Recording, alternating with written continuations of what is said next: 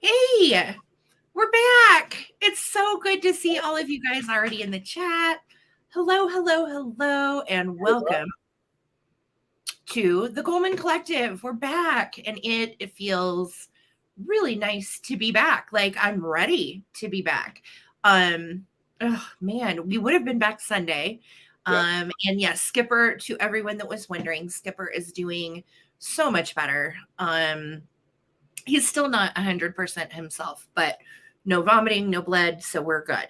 Oh, that was a scary day. So if we could like have no more like hail catastrophes, dog catastrophes, Yeah, that life would be good. That would be ideal. Yeah. Welcome. How is everybody's 4th of July? David and I have not been live since June 25th. So this is our first live sale back in July. This is not our normal time. We are doing a pop-up. And we're so glad to see all of you guys. I know it is weird. What are we doing on a Tuesday? If you missed out, we had a pet emergency on Sunday with Skipper. He's okay. And you can see him behind David. He's sleeping in his little bed like a sweet bean he is. So, yep, little man is on the mend and he's taking all of his meds like a champ. And I'm so happy to see you too. It is so great to see you guys. We'll give everybody a minute just to get here. Again, not our normal time, but we are popping up and we're doing everything today that was going to be Sunday night sale. So technically, this is just our regular Sunday night sale. We just moved it to Tuesday, and then we will still be on David's channel Thursday night, and then Sunday we have a very special and awesome marathon that is planned, and it's going to be an 8-hour marathon, and we are starting at 2 p.m. on my channel on Sunday for Christmas in July. And we have invited just some friends of ours as guests to come sell with us. So everybody is bringing their very best vintage Christmas on Sunday, and we have a lot we still have to bring. So we're really excited.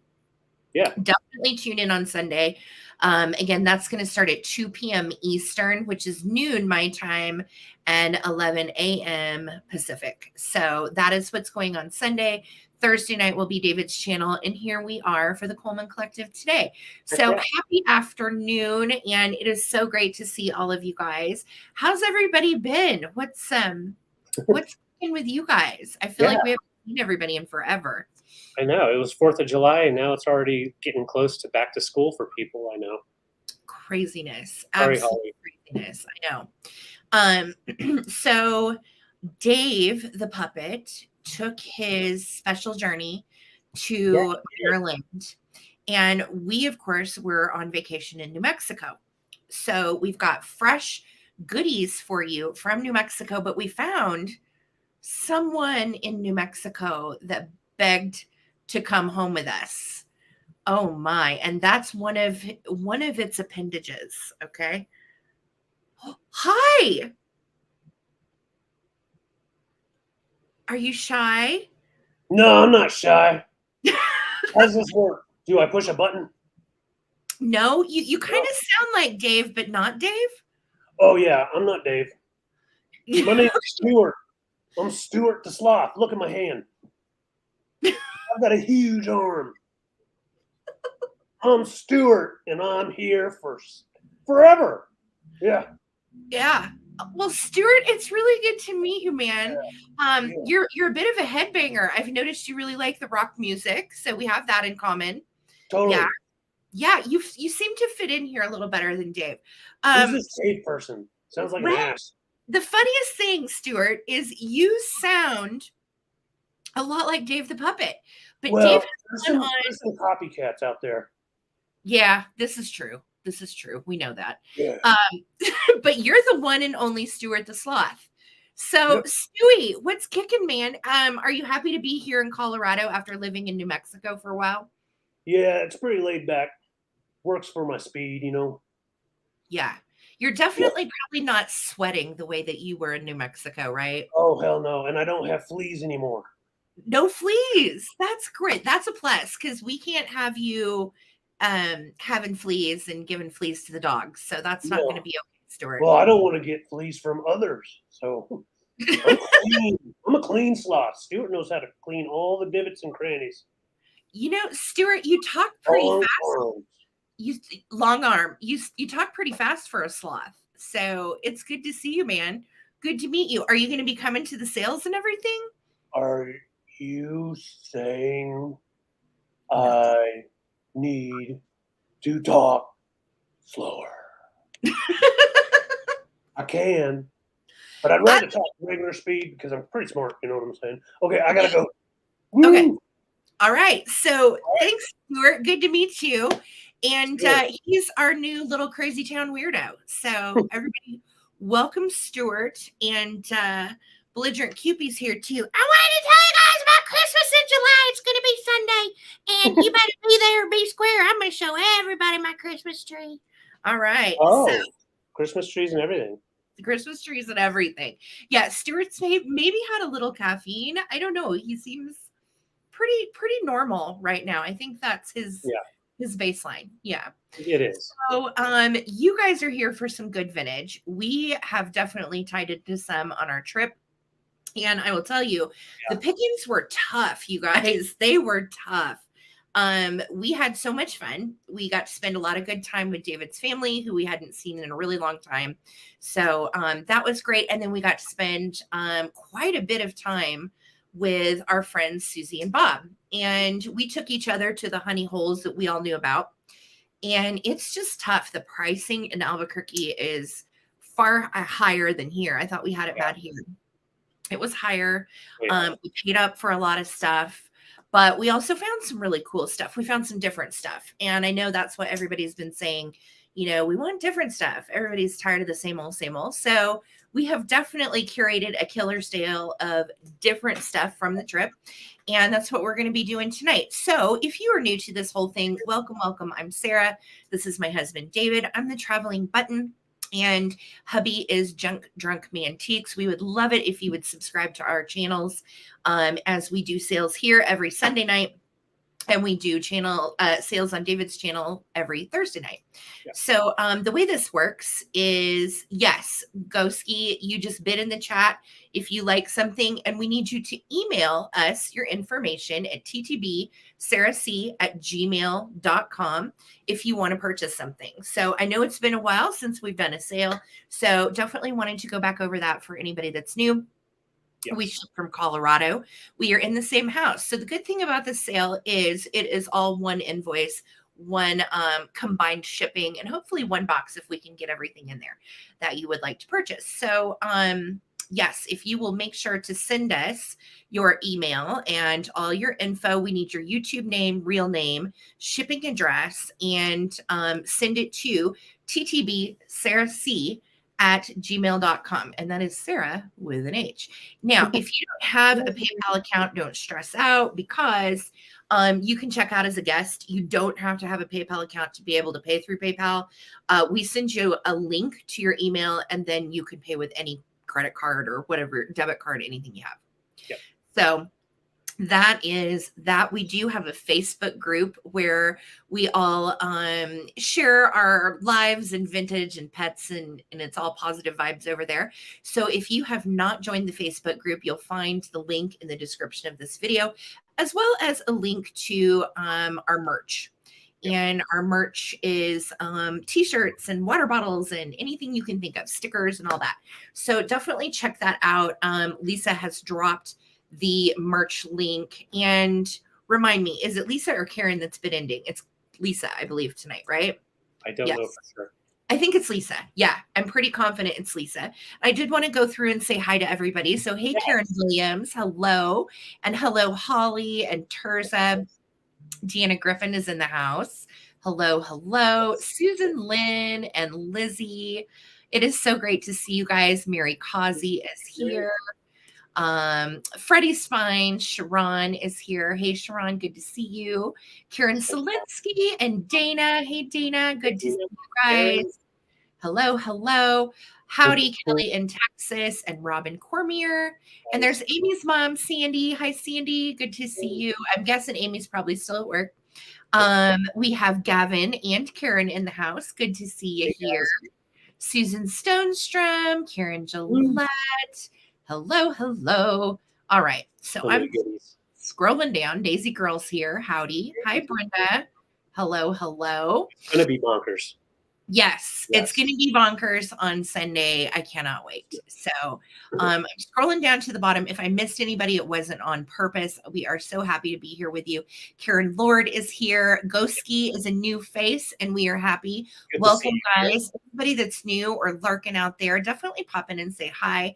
Yeah. We are happy to have you. Gail's here, and LaDonna. Hello, hello. All right, guys. Well, I would say we should probably get going. We do have our regular 20 rounds to go through tonight each. So that's a lot of vintage we're bringing you. Yes. And I would ask, if you are bidding on something that is choice, please do stick around. Don't wander off during the bids or even after the bid is over, because you might actually get what you want. So if you can answer quickly, if you have won something that's choice, that helps us get through the sale more quickly. So every bit of fast response from you guys helps with the lag too. Okay. Hey, Pat, good to see you. Hello, hello. All right. We are doing our regular Sunday night sale on a Tuesday afternoon. We're just going to see how it goes. We have a lot to get through. David, did you want to go first? Yeah, I'm good. I could go first for sure. Let me put you over here. And it is Lisa Viscomi that you guys are racing for the bid end. So Lisa, thank you so much. And then my other mods, Holly and Karen. And Karen, thank you guys so much for being here. And yes, good reminder, Karen, be in live chat and all messages, make sure to refresh, because if you're in what's called top chat, you may miss out on something that you want. Yeah. All right. Hey, Angela Schrad, good to see you. Okay. In the house as well. George. Well, nice to know your name, George. Thank you. Welcome. Hey, George. All right. So let's start with something fun and little. How about that? I love fun and little. Yeah, you're not in any trouble, Lizzie. So I'm going to do these, Sarah, for choice for $10. Okay. And let's first show you the shaker set. So I have these shakers, and everything I'm bringing is actually from New Mexico, which is pretty fun. I always love traveling around to find what we can find. And these two are adorable. So you're going to see, now I want to show you on his gun, there's a little paint lifted up. You can definitely mark that up if you wanted to, but I wanted to leave it just normal. And these are made in Japan. They're so cute. Yeah, really cute. They kind of like have a safari hat, but they have like a Western style guns going on. So they're a nice Western salt and pepper shaker set. They don't have the little corks, but you can always find some and stick them in there if you wanted to use them.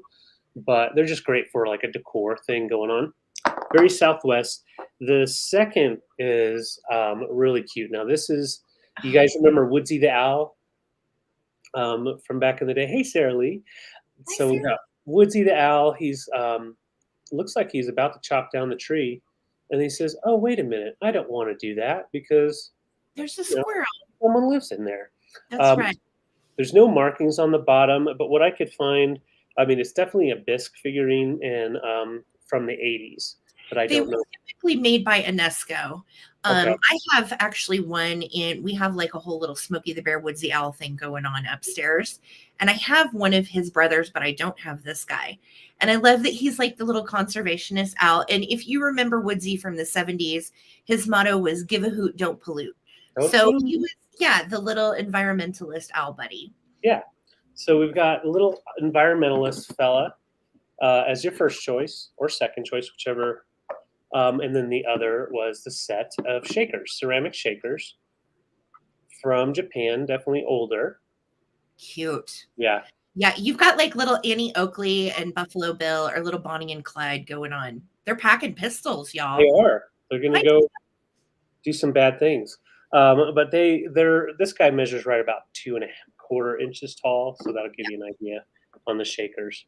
But yeah, we got Mom and Pa over here. They're going to go start some fights or wrestle up some villains. Wrestle up some vittles. And he's going to get himself some firewood. So cute. They do not talk, Karen. No, they don't. Hey, Ma. Yeah, Pa. That's about all they say. Yeah, they pack the pistols, and Yeah. he's got his booty going on, but she's still wearing her skirt. She wants to be Yeah. skirty, you know. He's wearing Jinkos. No, he's wearing his chaps. He got his chaps on. Yeah. Definitely a fun New Mexico find. They are. They're really good. We've got Robin at 10 and Susan at 10. Okay. All right. Well, then let's go ahead and do a countdown. Once again, this is for choice of the single figurine or the set of salt and pepper shakers. And there is a federal mirror like yours. I know, Karen. Karen, I'm so happy I kept it because it's just going to keep going up in value, and I've really grown to like that size there. Yeah.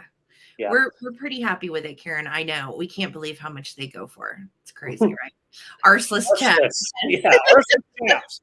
All yes, right. we're not doing just in case, FYI. So throw out your best bids and we're going to count them down. Yep. Here we go. 15, 14, 13, 12, 11, 10. Don't fight. 9, 8, 7, 6, 5, 4, 3, 2, 1. Bid end. Bid end. Take care for the children. Oh my goodness. They're so cute. They're cute. And they're kitschy and collectible Very too. good. They would look cute with like some, woodland type of ceramics. Yes. Absolutely. Oh my gosh, all those bids came in at the same time. Gail, I see you. And Robin, thank you so much. Just waiting on that bid end. And there it is. So Robin at 15, your first choice will go shakers or owl, or you can do both. And then right behind that would be Gail. So we'll just wait and see. Thank you guys so much for your bids. So Woodsy or the Cow Kids? Woodsy or the Cow Kids? Yeehaw. Yeah. Remember that reality. Okay, Robin, I got you for the shakers. And then Gail, let me know for 12 if you would like Woodsy the Owl. Give a hoot and don't pollute, or you can just say pass. And then I think Susan was the next one in line at 11. It was Susan, and then, yes, that was everybody. You remember that reality show they did in New Mexico back in the early 2000s where they had the kids go to that ghost town and had to live? It was like Kid Nation or something. Kid Nation. That's what this reminds me of. Yes, and Gail is going to take the owl. Okay, Gail, I got you for the owl. Thank you, guys. Congrats. Awesome. Congratulations. All right, where do I want to start today? I don't know. It's been such a fun time to go away from like your normal picking spots and get to find stuff. So that's kind of, what we found. And I will tell you, I have never, ever seen this particular brand before. This is a 1940s round pink gold pitcher. I'm starting it at $15. And the brand is called Le Pere, and that's Lepere. Now, I did find another brand that was called La Noire, and that was also another maker, I guess, of these little 1940s ceramics pieces. They are all adorned with 22 karat gold paint. So they're really shiny, and you can see the great little leaf design on this. And it's just so cool and so mid-century looking to me. Everything that this company created was from the 1940s. And again, I have seen pieces of it, but I have never actually found a piece of it myself. I have a phone call. Somebody's calling me. I'm not going to answer it. Okay. So back to the picture. It's really, really nice. It is not marked. None of these pieces typically were marked. And there are other pieces that kind of coordinate with it. So for instance, there's like a sugar and creamer and so on.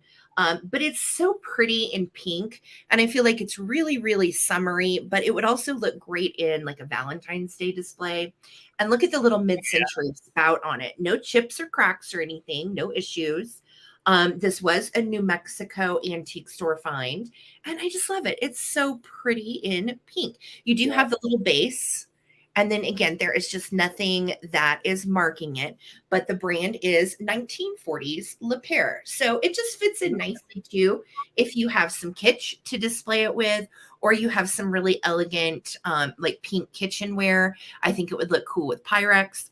Oh, heck yeah. It is a beautiful little piece, not huge. It is 5 inches from the tip of the little handle to the tip of the spout.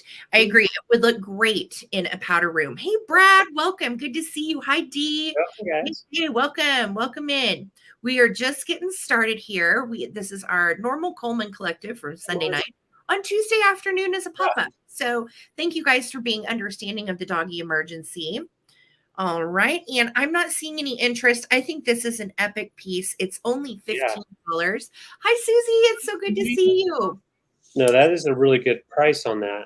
It is. This is quite a good price on this. And again, these little pieces are very collectible, and you don't see them as often as you see like Hall China, which is what I actually thought it was when I picked it up. So $15 if anyone is interested. And it's pretty in pink and just mid-century fabulous. So we will keep it moving. We'll bring it back for the recap. We're just getting started. Thank you, guys. Okay. All right. So I promised I was going to find something folksy, something kind of primitive. Albuquerque's prices were no joke. So I was only able to find a few things. This is one that I did find that I kind of fell in love with as soon as we saw it. If you did watch the video Sarah dropped a couple of days ago, he is on there. Yes. I didn't touch him up. Now he's got like some wood marks you can see where he could be restained. But it has its original shellac over the color. So I didn't want to mess with it. But he is, from all I can tell from looking online, from the 60s, late 60s, early 70s, and just a folk art piece that was made, carved as a souvenir type of piece. And it's very crude. So you've got just a regular old piece of like plywood, thin plywood for the base. But then when you look at the carving, it's all hand carved. And then I love the fact that his hands are down to the side. Yeah. All the way. So both sides. So he's kind of standing at attention or, trying to fit in.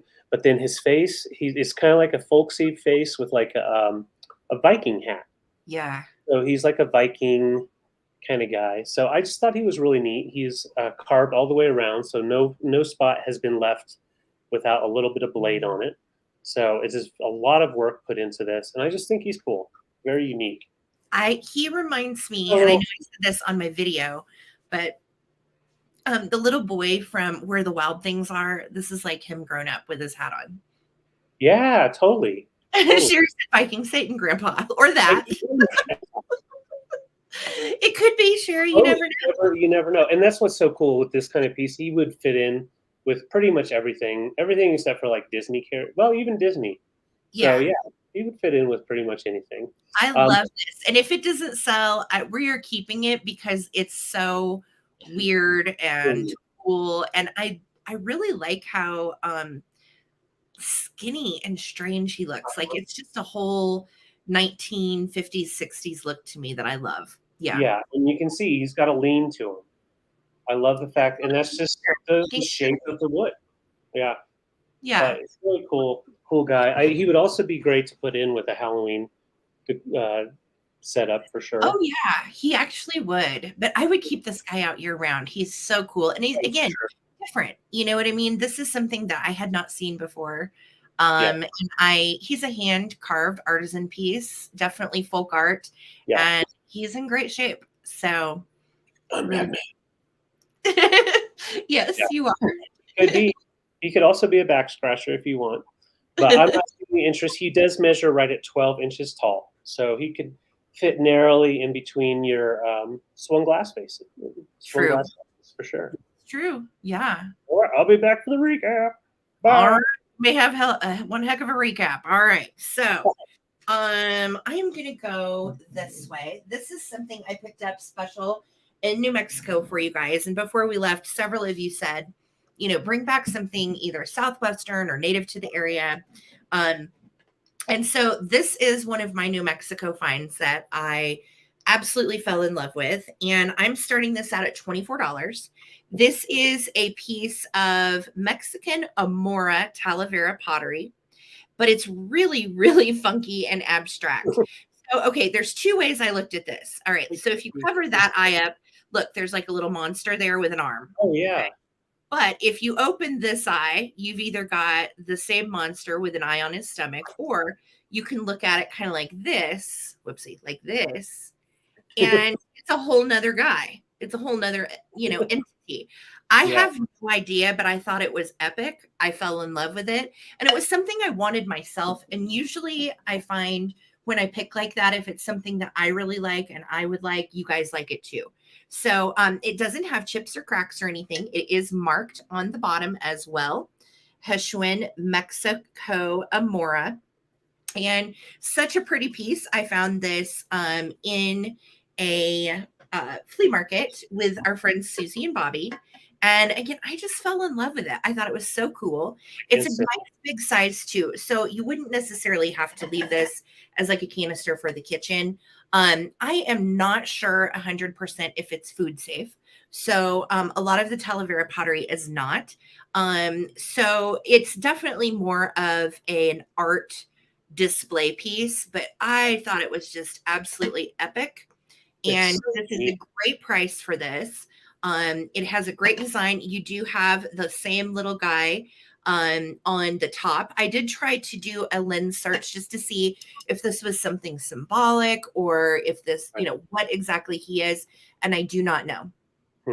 Find anything like it. So that also is a draw to me when there's none out there like it, and it's a unique design, great art piece. Yeah, and it would look good with anything from mid-century to 70s to kind of like a boho thing either way. So a lot of different styles will go with this. Yeah. And I just love it. So I'm not seeing any bids. Is this thing open? Maybe today wasn't the best day to have. I don't know, but it's epic, guys. I hope someone loves it as much as I do. $24 to start. And again, it's in great shape, no chips or cracks. It is Talavera pottery and a very, very cool design. Yeah. It reminds me, you remember the guy that used to do little hand things back in the 80s? He would draw a little face on the hand. On the hand? Like this? Yeah. Yeah, that's what that reminds me of. If we ever get desperate for puppets, David, that's what we'll do. Okay. There you go. All right, guys. I don't see any interest. We're going to have a big old recap so far. Tell your friends. Tell your friends. All right. So my next items, I have some smalls, and we found these in Albuquerque. I know I don't have to say that, but I like saying found them in Albuquerque. But we had fun finding these. Sarah found the donkey. Or no, this guy, and I found the donkey. You found the donkey. Yeah, funny. So Rio Hondo, cute little figurines. These are from the 40s, early 50s at the latest for Rio Hondo. But you've got the grumpy donkey, angry burro, however you want to call him. But I love the fact that he's got one ear up and one ear down. So you can set him up that way or the other way and definitely get a different vibe from him. There's no markings or anything on the bottom. This guy is very crazed, so I want to get in close so you can see the crazing. But no chips or any damage. The paint is in great condition. And someone wrote on the bottom of him, bashful. Oh, he totally is bashful. He's like, oh, I think Bucky would totally love this guy. I do too. I haven't seen Bucky. Let me see if I can find him. But the donkey does not like him. He's like, get away, get away. Yeah. Oh, there's Bucky.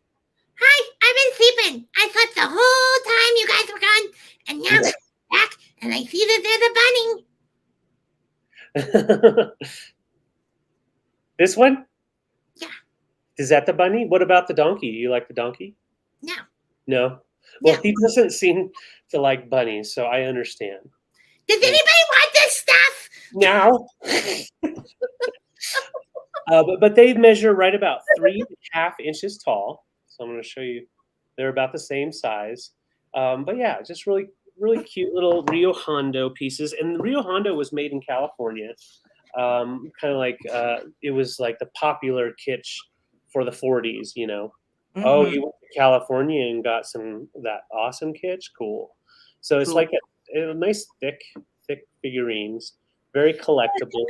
Collectible, yeah. Like if you guys are Rio Hondo people, right. And I know several of you are and have been, they're collectible and fun. They are. Great styling, Good Yeah. kit. And that is a very good price on these. Typically, Rio Hondo goes for 18 to 20 each. So Right. there's Terza in at 8. Awesome. Really good price. He made me Maybe I'm trying to read the comments. I don't know what they're talking about. But yeah, this donkey looks a little irritated. He's like, I'm angry. Yeah, But I that's know, right? Oh Oh, my yeah. God, this is such a good price. If anybody else wants to get in on these, there's a bunny or a donkey. It's Rio Hondo pottery from the 1940s, and they are such cute little figurines. That's cute ones. Yeah. Him's grumpy, him's happy. So you got happy and grumpy. So let's go ahead and count her down. Tears is in at 8. Thank you so much.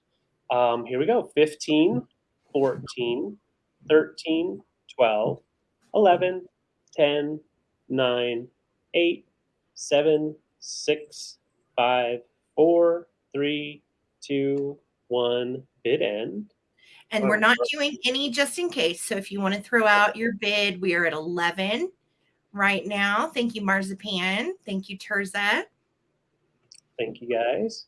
I know, they're so adorable. It's a great price. Oh, baby. All right, there's our bid in. So Terza, for 11, let me know if you want bunny or if you want donkey, or you can do both. Bunny or donkey. And then Marzipan, you're going to have second choice at 9. Yeah. So Terza and Marzipan, just let us know. And thank you guys for bidding. And thank you guys all for being here. I know it's not our normal time. It is a Tuesday afternoon. So I know a lot of people are still at work. But I'm so grateful to those of you that are hanging out with us. And Terza, I got you for donkey. Back to normal time on Thursday night. So don't worry. Yes. And then yes for bunny. Yes, bunny. Okay, I got you both. Thank you, guys. Oh my gosh. All right. Good deals going on today, this afternoon. If you're just tuning in, welcome. It is the Coleman Collective. Everything we were going to bring Sunday night is being brought right now. So definitely hang out with us and stay for the end because we are going to have one heck of a recap as well. Yes. All right. So next up for me, let's go ahead and do this little guy. I was starting this at $15. And it is the cutest little kitschy planter. But the best thing is it's not just a planter. It is actually a wall pocket. So it will hang on the wall. And you've got this little guy with his little birdhouse. And he's pretty dapper in his top hat. And I love the shutters on the windows and the little door. It is absolutely adorable. Now, what's cool about it, too, is you do have a little lip. So if you had like any tiny little miniatures and you put this on the wall, you can actually set miniatures right here on this, too, because it has a tiny little shelf lip. And look, you've even got windows on the side. It is super cute. You guys know I love vintage bird stuff. And we have some fake greenery in it, but this is the opening. So if you didn't want to put a plant or something in it, you could put like Q-tips, you could put pens or markers or whatever you needed it to do. Or, you know what looks really cute with these vintage planters too is if you put vintage hankies on the inside. It's just darling. Yeah. And Karen said it could even be a pencil sharpener, but one hole right there. So I don't know. I'm going to show you the bottom. This one is made. If you watched the latest video I just dropped, you saw me find this. It is decorated by hand. It is a floor art piece made in Japan. So I love that it does have the original stamping on it. It does look so super cute with a little plant coming out of it. If you like that kind of thing. It doesn't have any chips or cracks. Yep, would be awesome for holding sunglasses, CZ. I agree. So super duper cute. We are at 16. I'm going to start a countdown, guys. Remember, we're not doing just in case today. So here we go. 15. Sherry says she's blowing off a congressional committee for this sale. Not really. I knew it, Sherry. Sherry, hey, this is a lot more fun than that. I promise. Yeah. All right. 15, 14, 13, 12, 11, 10, 9, 8, 7, 6, 5, 4, 3, 2, 1. Looking for my bid end on this darling little vintage planter made in Japan by Floor Art. If I had to guess, it's probably 50s, could be late 40s. Definitely. Oh, yeah, I'd go with late 40s, baby. You think so, Stewie? Like, Yeah. Stuart is a bit of a vintage expert. We talked all the way home. Oh, yeah. I've been around a lot of vintage. Yeah, you have. Where we found you, there was a lot of vintage. There really was. So, and Daisy Girl came in for the scoop at 18. So, Daisy Girl, this is coming to you. Congrats. This is so cute. I hope you love it. Thank you so much. Thank you. Thank you. All right. So my next item, if you saw my short or my reel, finding some vintage cameras at one of the stops that we did in Albuquerque with Susie. These two were up in that. Found some cameras, and it was just the best day of my life, almost. But I have these for choice, and the camera's going to blow it out a little bit because of the light behind me. But this first one is a Brownie bullet camera. This one is, let me double check. Yeah, I just wanted to make sure. It is black. So the casing is black on this one. And these are made out of Bakelite. And you can see there is some scratching on the face. And up on the top, a little bit of scratching here. And I left all the patina that was there. I did not clean them off, just depending on how you like to display them. But I'm going to show you the shutter does release. You can see it open and close in the middle. So it is a working one. Yeah, Karen, I know. I'm sure everybody was happy for me for sure. It was a lot of fun. So this is the first one, Kodak Brownie bullet camera, and these are 30s late into the late 40s on these cameras. Very collectible, and Kodak kept on making different ones so that they, people would keep buying new cameras, just like they do now. Brownie holiday flash camera, and this one is the brown one, so it's brown Bakelite. Wow. Yeah, I really like the brown. Yeah, and then you've got like a tan tone. Once again, this has not been cleaned up. You could definitely get some of that patina off to make it look a little bit cleaner. Oh, I'm glad you asked, Heidi. For those that have just joined, Skipper's doing much better. He was actually just over here hanging out, but he's hanging out with his sisters right now. So thank you guys so much. On the mend. Yeah, on the mend. Oh, and I didn't show you. This one does have a working shutter. You see it open and close. Oh, that's cool. And it comes with its original brown strap. Now it does have quite a bit of wear, so I wouldn't necessarily hang it from there because it might fall. But yeah, really cool for your collection. We always bring out our holiday brownie to put in our Christmas decor, just because it's fun that it has holiday on there. But they're nice little itty bitty cameras. Great for a collection, or if you're not into collecting cameras, it's a nice filler addition to like a display with glass, books, different things like that. It's just a really nice timepiece from the 40s. These are awesome. So how many are there to choose from? Just the two? Just the two. Okay.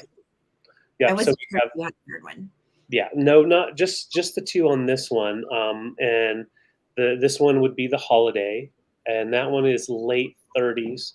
And then the bullet one, I believe, was early 40s when it came out. And it only, they only marketed them for a couple of years, and then they go on to the next because it was a technology that was building and changing constantly, just like it is. So this just one, like now, they evolved as they went along. We have such an extensive collection of cameras, and I know Karen Williams has a really epic collection at her house as well. Yeah, Karen said they were advertised big time at Christmas and popular, I'm sure, because they were really compact. And the fact that they're Bakelite is pretty awesome because, they don't make Bakelite anymore.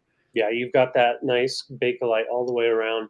And I just noticed this one has more of like a gold tone for the clamps that hold it together, whereas the brown has just a regular metal silver. So I'm not seeing any interest, but yeah, these were always advertised big time for Christmas. If you see any advertisements back in the day during the holiday seasons, that's when Kodak would really go hardcore about all of their cameras and try to get them marketed because you want to capture those memories. So, all right, I'm not seeing any interest. Oh, there's Karen. Okay, Karen said she needs one of these. Yes. Okay. Well, I will go ahead and count down, Karen.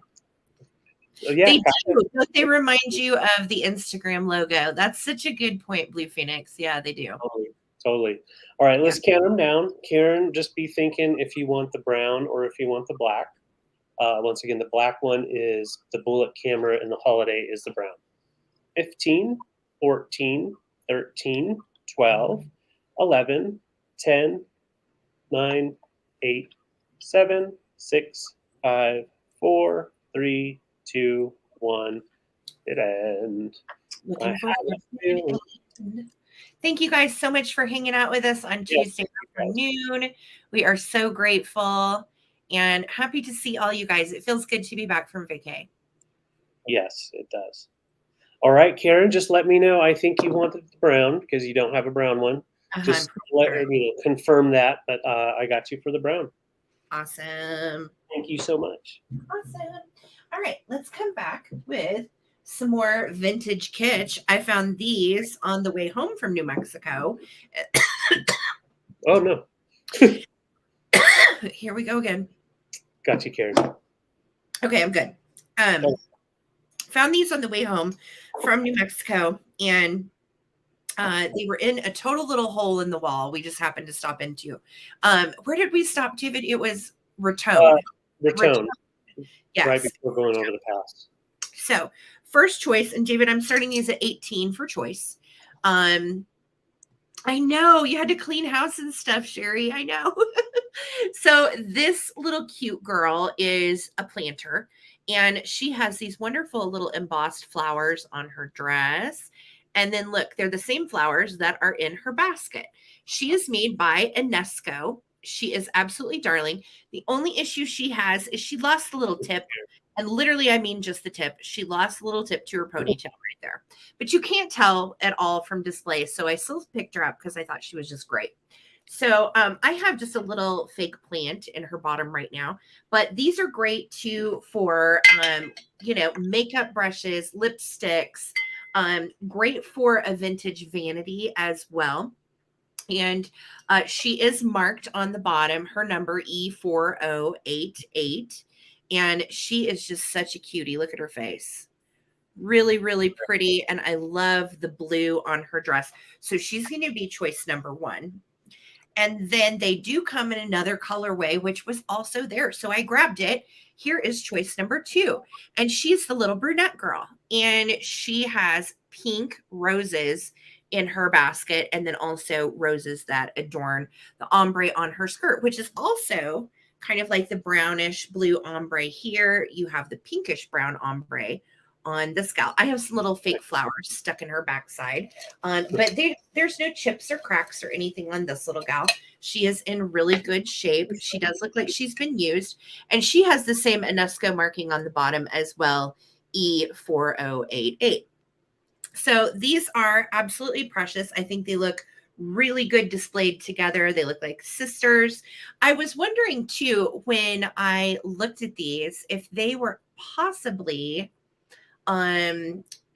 like month girls, like birthday girls or something, because you never know. So I didn't know if they were maybe month girls or not, but they are very reminiscent. And I feel like her little blue flowers are like a lily maybe, and hers are definitely roses. So just so darn cute. I see Marzipan is in at 18. Thank you so much, Marzipan. Again, these are 1950s Enesco planters. Just absolutely darling, cute little ponytail girls. And look, even a little rose in her hair, and she has like a little lily in her hair. That's cool. So I'm going to start a countdown. If anybody else wants to get in on these, we are not doing just in case bids. So just throw out your highest bids. Hello, Paul and Julie. Welcome from London. We're so happy to have you here. And we do ship internationally if anybody's interested. All right. So I'm going to start a countdown. If you want to get in on these, now is the time. 15, 14, 13, 12, 11, 10, 9, 8, 7, 6, 5, 4, 3, 2, 1. Looking for a bid end. Thank you guys so much for hanging out with us. Yeah. Happy to be back. It was so hot in Albuquerque, y'all. We are so spoiled here in Colorado. We came home and it was like in the 60s, 50s. and in New Mexico it was like 100. So we definitely fell out of our element a little bit. And Marzipan wants to take them both. You've got it, Marzipan. I'm so glad I grabbed them. Thank you. Congratulations. All right, so let's go ahead and yeah, why not? Let's do some glass. How about that? So Sarah, I'm going to do these for $20 for choice. Okay, I gotcha. Okay, so all right, gotcha. And I have some beautiful blue glass. Now, neither of these pieces were easy to find, and I did have some help from Karen and a couple other people that helped me. Oh no, Karen got kicked out of YouTube. Uh-oh, Karen, no. I hate when that happens. This beautiful blue, I'm going to put white behind it. There we go. So you can see it's like a soft blue. It does have mold marks, so it is a pressed glass piece. And I do not know time period of this piece itself. Yeah. Now, this mold originally was made by what is it? Richards and Hartley Glass Company in Pennsylvania, which I had never heard of them. Me neither. This is totally a new one to me. Richard and Hartley? Richards and Hartley. Okay. And they were in Pennsylvania, and they were only in business in the 1800s until like 1902, 1904, somewhere in there. With that being said, I know a lot of glass companies, American glass companies, did pop in and make remakes once they were able to get different molds. So this may be done by like an L.E. Smith or something as a repro type of thing. I don't know. Now, this has no damage at all. And you can see we have like a fan in the design and then diamonds with like star in the middle. So instead of like the daisy and buttons and like a star and moons, you have like stars and diamonds with a fan. That's and gorgeous. then the oval, very nice high clarity on it. And then the pattern is in the base as well. Lizzie, I see 20. Yeah, and it has just a really nice raised foot. There's no markings at all. But yeah, just a really beautiful piece. That's your first choice.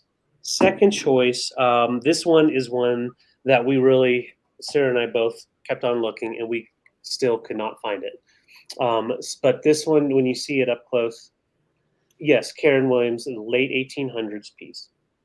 On the last one, so it was so it's an antique. Okay. Yes. Yes. And then this one here has like oh gosh, it's the Doric style kind of with the you know the Doric lace from Westmoreland. Same type of style. Yeah, but then you see those the nice texture that they do all the way around, and it is pressed as well. You've got the mold marks in there. You have that beautiful ruffle top. Just a beautiful compote. Quality reminds me of like a Fenton type of thing, but it's just I do not know the maker. Yeah, definitely an older piece. I would say you do have those really cool Art Deco type of style to it, and then on the foot itself, on the top you can see it too. You'll see there's a nice flower. Oh, I love this. When we found this, we both were like, what the heck is it? And if you watched my latest video, you saw us find this, and we still don't know what it is. So if you know, please let us know, because it was one of those, and what I love about it is the panels that have that teardrop effect. They're really thick and puffy. Like they're very, very thick, almost like Viking glass thick. Yeah, exactly. So we both were really like, I don't know, it's blue glass and it's gorgeous. So we're going to pick it up. Yeah. So let's go ahead and count them down on sizes. This one is 6-inch diameter, and then, or no, 6.5-inch diameter, and then 6 inches tall. Yeah. And then this bowl is 8-inch diameter. So it is a nice console bowl. You could definitely put fruits in there, some fruits, lemons. If I had a lemon on me, I would. Here, let me get in there. There we go. He's still ready for Christmas in July. So yeah. Let's go ahead and count her down. Flemmy, because it's happening on Sunday. Yes. So one's an antique. The other one is vintage, we believe. Antique, this one, I have no idea of age, but yeah, it's definitely pushing closer to older, like 30s, 40s. All right, and yeah, slightly different colors of blue, and this one is just a thicker of the glass as well as a deeper tone of blue. So, I agree, D. 15, 14, let me get out. 15, 14, 13, 12, 11, 10, 9, 8, 7, 6, 5, 4, 3, 2, 1. Bid end. Yes. Oh, cheers. Yeah, Lemmy got ready early. He's all about Christmas. He likes to be dressed for Christmas time. Yes. All right. Tracy's at 35. Brad is at 35. Brad's at 36. Brad, I see you at 36. Thank you so much. Guys. Gorgeous pieces. Yeah. Yeah. I mean, they're both so different too. You know, one has definitely like a 60s vibe, I feel like, and the other one is that just classic yummy EAPG. So there's our bid in. So Brad gets first choice, and then Tracy second choice. Perfect. And then Lizzie, your 37 came in right after the bid end, just to give you an idea how the lag is. So Brad will go 1 or 2. Or compote bowl. Yeah. I should have gotten my stickers out. I'll get my Post-its out. So or antique and vintage. Antique or vintage. And then right after Brad was Tracy. Okay. Antique for Brad. Okay. Back to Brad for the antique bowl. And then Tracy, my dear. Tracy, let me know if you would like the compote in the 30s, 40s in there. Or you can put pass. And then after that would be, I believe it would be Lizzie. Such a stunner. Love it. Love it, love it, love it. Yeah, those lines really are pretty. So good. Okay, Tracy, pass, no worries. So then Lizzie at 24, would you like the is this the compote? Yeah. Yes. All right. So Lizzie let us know, and Lizzie's also going to pass. All right, you guys. So I'll bring this back. Thank you so much. Yep. I'll bring it back for the recap, guys. All Thank right. you all. Awesome. Okay, next up for me, really pretty piece we picked up on vacation, and it is a art glass perfume bottle, and I'm going to be starting this at 24. It is signed on the bottom, and it's not a typical signature like a brand. It's definitely an artisan piece. I'm going to show you the signature on the bottom. And it says WH or LH. I can't tell what that is. 88. And then Merry Christmas, sis. So whoever made it for their sister. How That's cool so is that? cool. I know. So it says Merry Christmas, sis on the bottom, 1988. So it is a gorgeous piece. Thank you for this subscription, Paul and Julie. We appreciate it so much. Yeah, This, I want to get in really tight on it because it is the most wonderful iridescent art glass. It has the most gorgeous oil slick look to it, and then a really nice clear topper. And the topper is great. Now, these are good functionally too for essential oils. If you are a person like myself that wears more oils than perfume, this is great for that kind of thing because literally you can just dab it behind the ear and you're good to go. Would be beautiful with a vintage vanity. And I love this kind of art glass. Really, really pretty. It's 5.5 inches tall as far as size. So it's not a tiny one and it's not a huge one. It's kind of in the middle.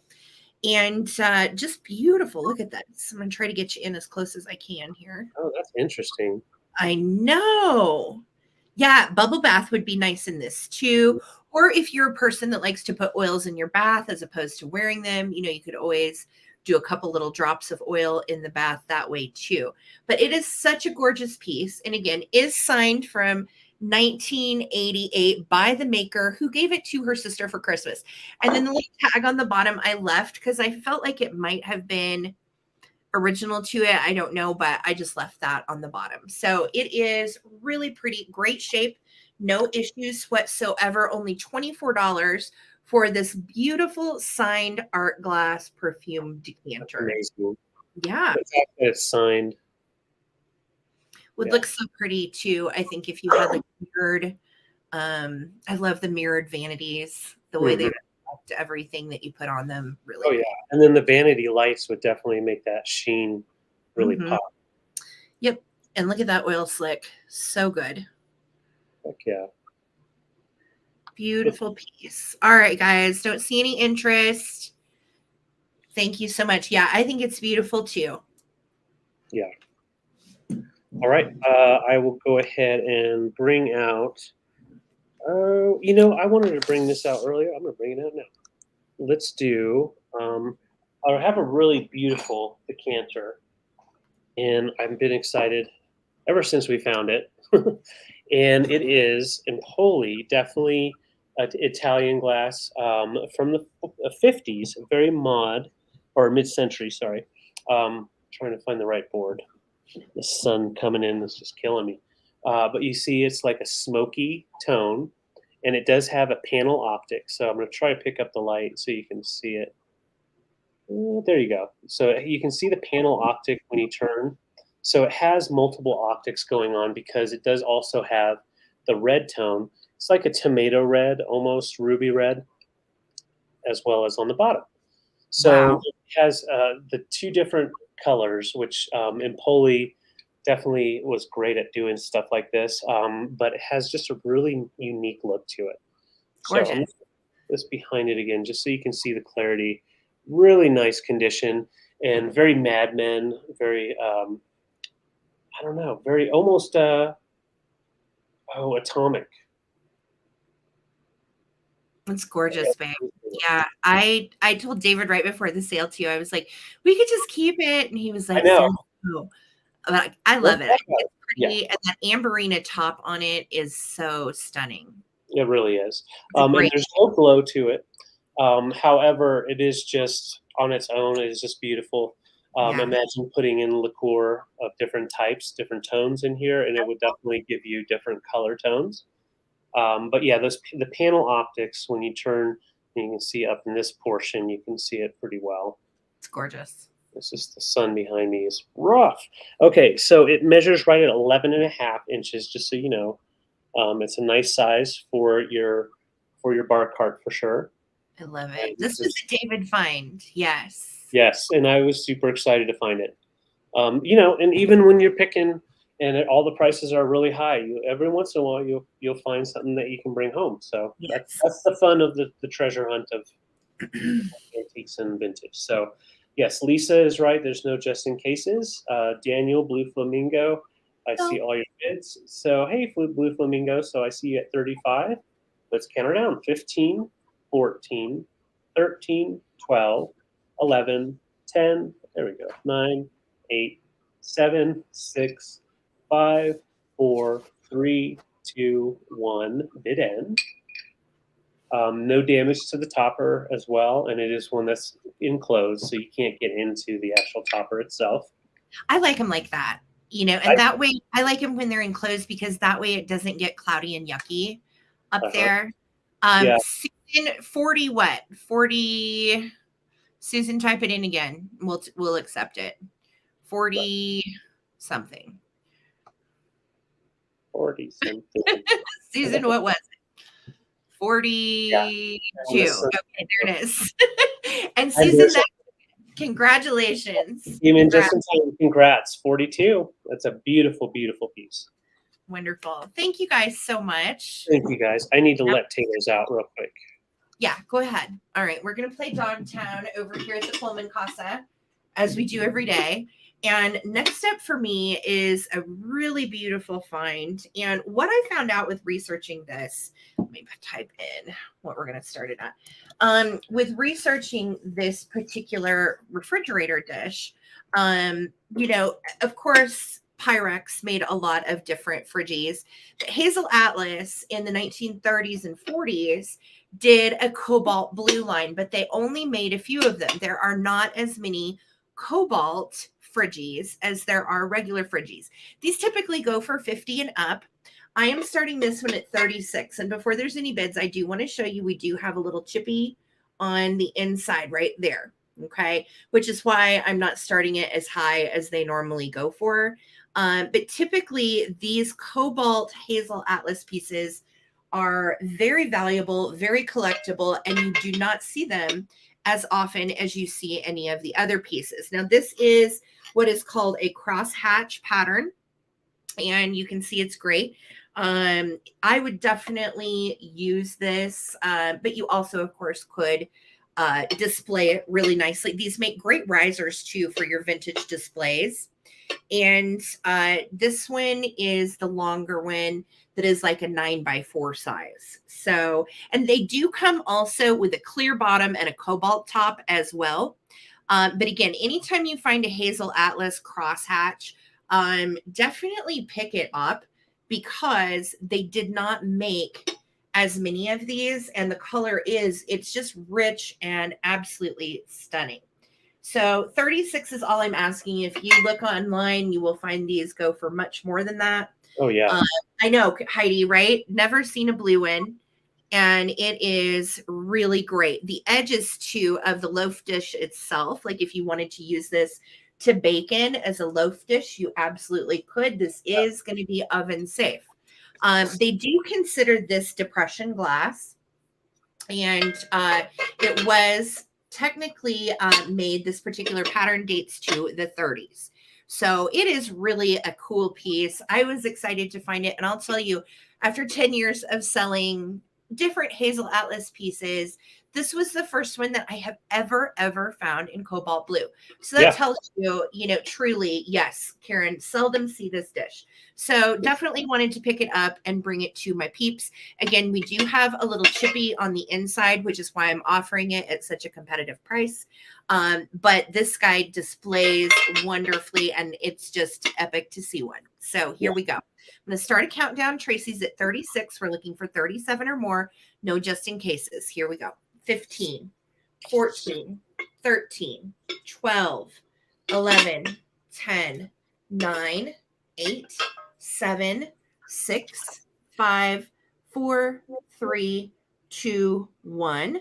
And I'm looking for the bid end. Zoe, you made it here safe and sound. Pictures soon. We can't wait, Zoe. We cannot wait. So excited for that. Let's awesome. I see your 37. Tracy, I see your 40. Thank you guys so much for your bids. This is really a special piece. I probably won't find one of these ever again. Never again. You think so? What, Stuart, you were here when I found this. You were pretty excited about it. Well, yeah, it was in the same place you guys picked me up. Thanks for that. It actually was. That's true. So hot. So hot. I know. Zoe, tell Dave I said hey, and I'm taking his spot. So Tracy Shepard, congratulations, my dear. This is coming to you. Thank you guys so much for your bids. Yes, and I have a choice, and on this one is it's kind of unique and super exciting for me, and hopefully for you guys. I have antique medicine bottles. Well, an antique and a vintage, so we'll do both. Let's show you the vintage first, because we just had cobalt blue. Bucky's in the house. Don't worry, he is in the house. I'm right here. There he is. See, right there. Yeah. Hey, Bucky. All right. Now you can see there is some discoloring in there. I have not cleaned it out or anything. Okay, thanks, Zoe. He's very tired from his travels, I'm sure, Zoe. Should be, and he did come with care instructions. So yeah. So you can clean that out if you wanted to. I always keep the patina on these types of pieces. It is cobalt blue with a zinc cup lid. Now the zinc cup lids are very hard to find. They a lot of times got damaged or just thrown out. So the fact that you have this is definitely steps the bottle up. You could drink out of that little zinc cup lid, right? For whatever was in here. Yeah, so it was used for different types of medicine, and the bottle numbers were different. This one is bottle number 5. So I'm going to show you. It's got the 5 on there.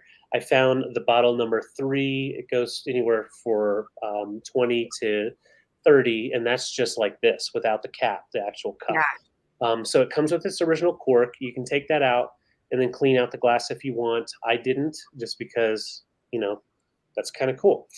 So it comes with its cap, and that just screws right on. And this is from the 30s. So cobalt blue medicine, and that's how they would give you your medicine. They put a label on it, and you just take it. All right. So the second one, this one's antique, and this one is done, and it even has the marking on the bottom. WT Company.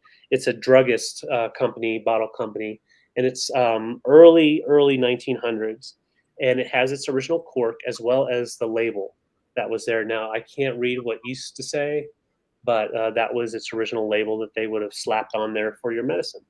That's cool. Yeah. So These are so great too. And if you do any displays with vintage bottles, antique bottles, they look great in a bathroom or a cabinet. They do. Very collectible as well. Yes, and you can take this one out and clean it up, but it's actually fairly clean, so I wouldn't even mess with that. But yeah, these are very collectible. This bottle right here, being antique, makes it a little bit more on the higher side, but I was able to get a good price, which is why I'm starting it at 18. 18 is actually a really good price for these. And there's the industrial, the medical, all of that kind of stuff. It's very collectible and depends on what you collect, the genre. But these look good with pretty much anything, in my opinion. These are epic. So they stand nicely together. Nice little stack. Yeah, totally great for Halloween for sure.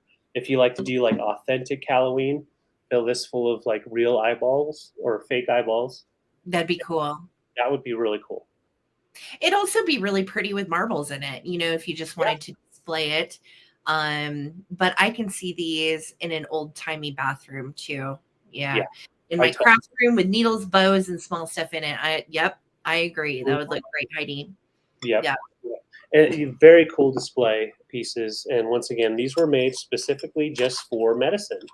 And a lot of people, when they'd use them, they'd take their medicine stuff, and after a while, they just throw the bottles out. So anytime you can find the cobalt blue ones, especially, are very collectible.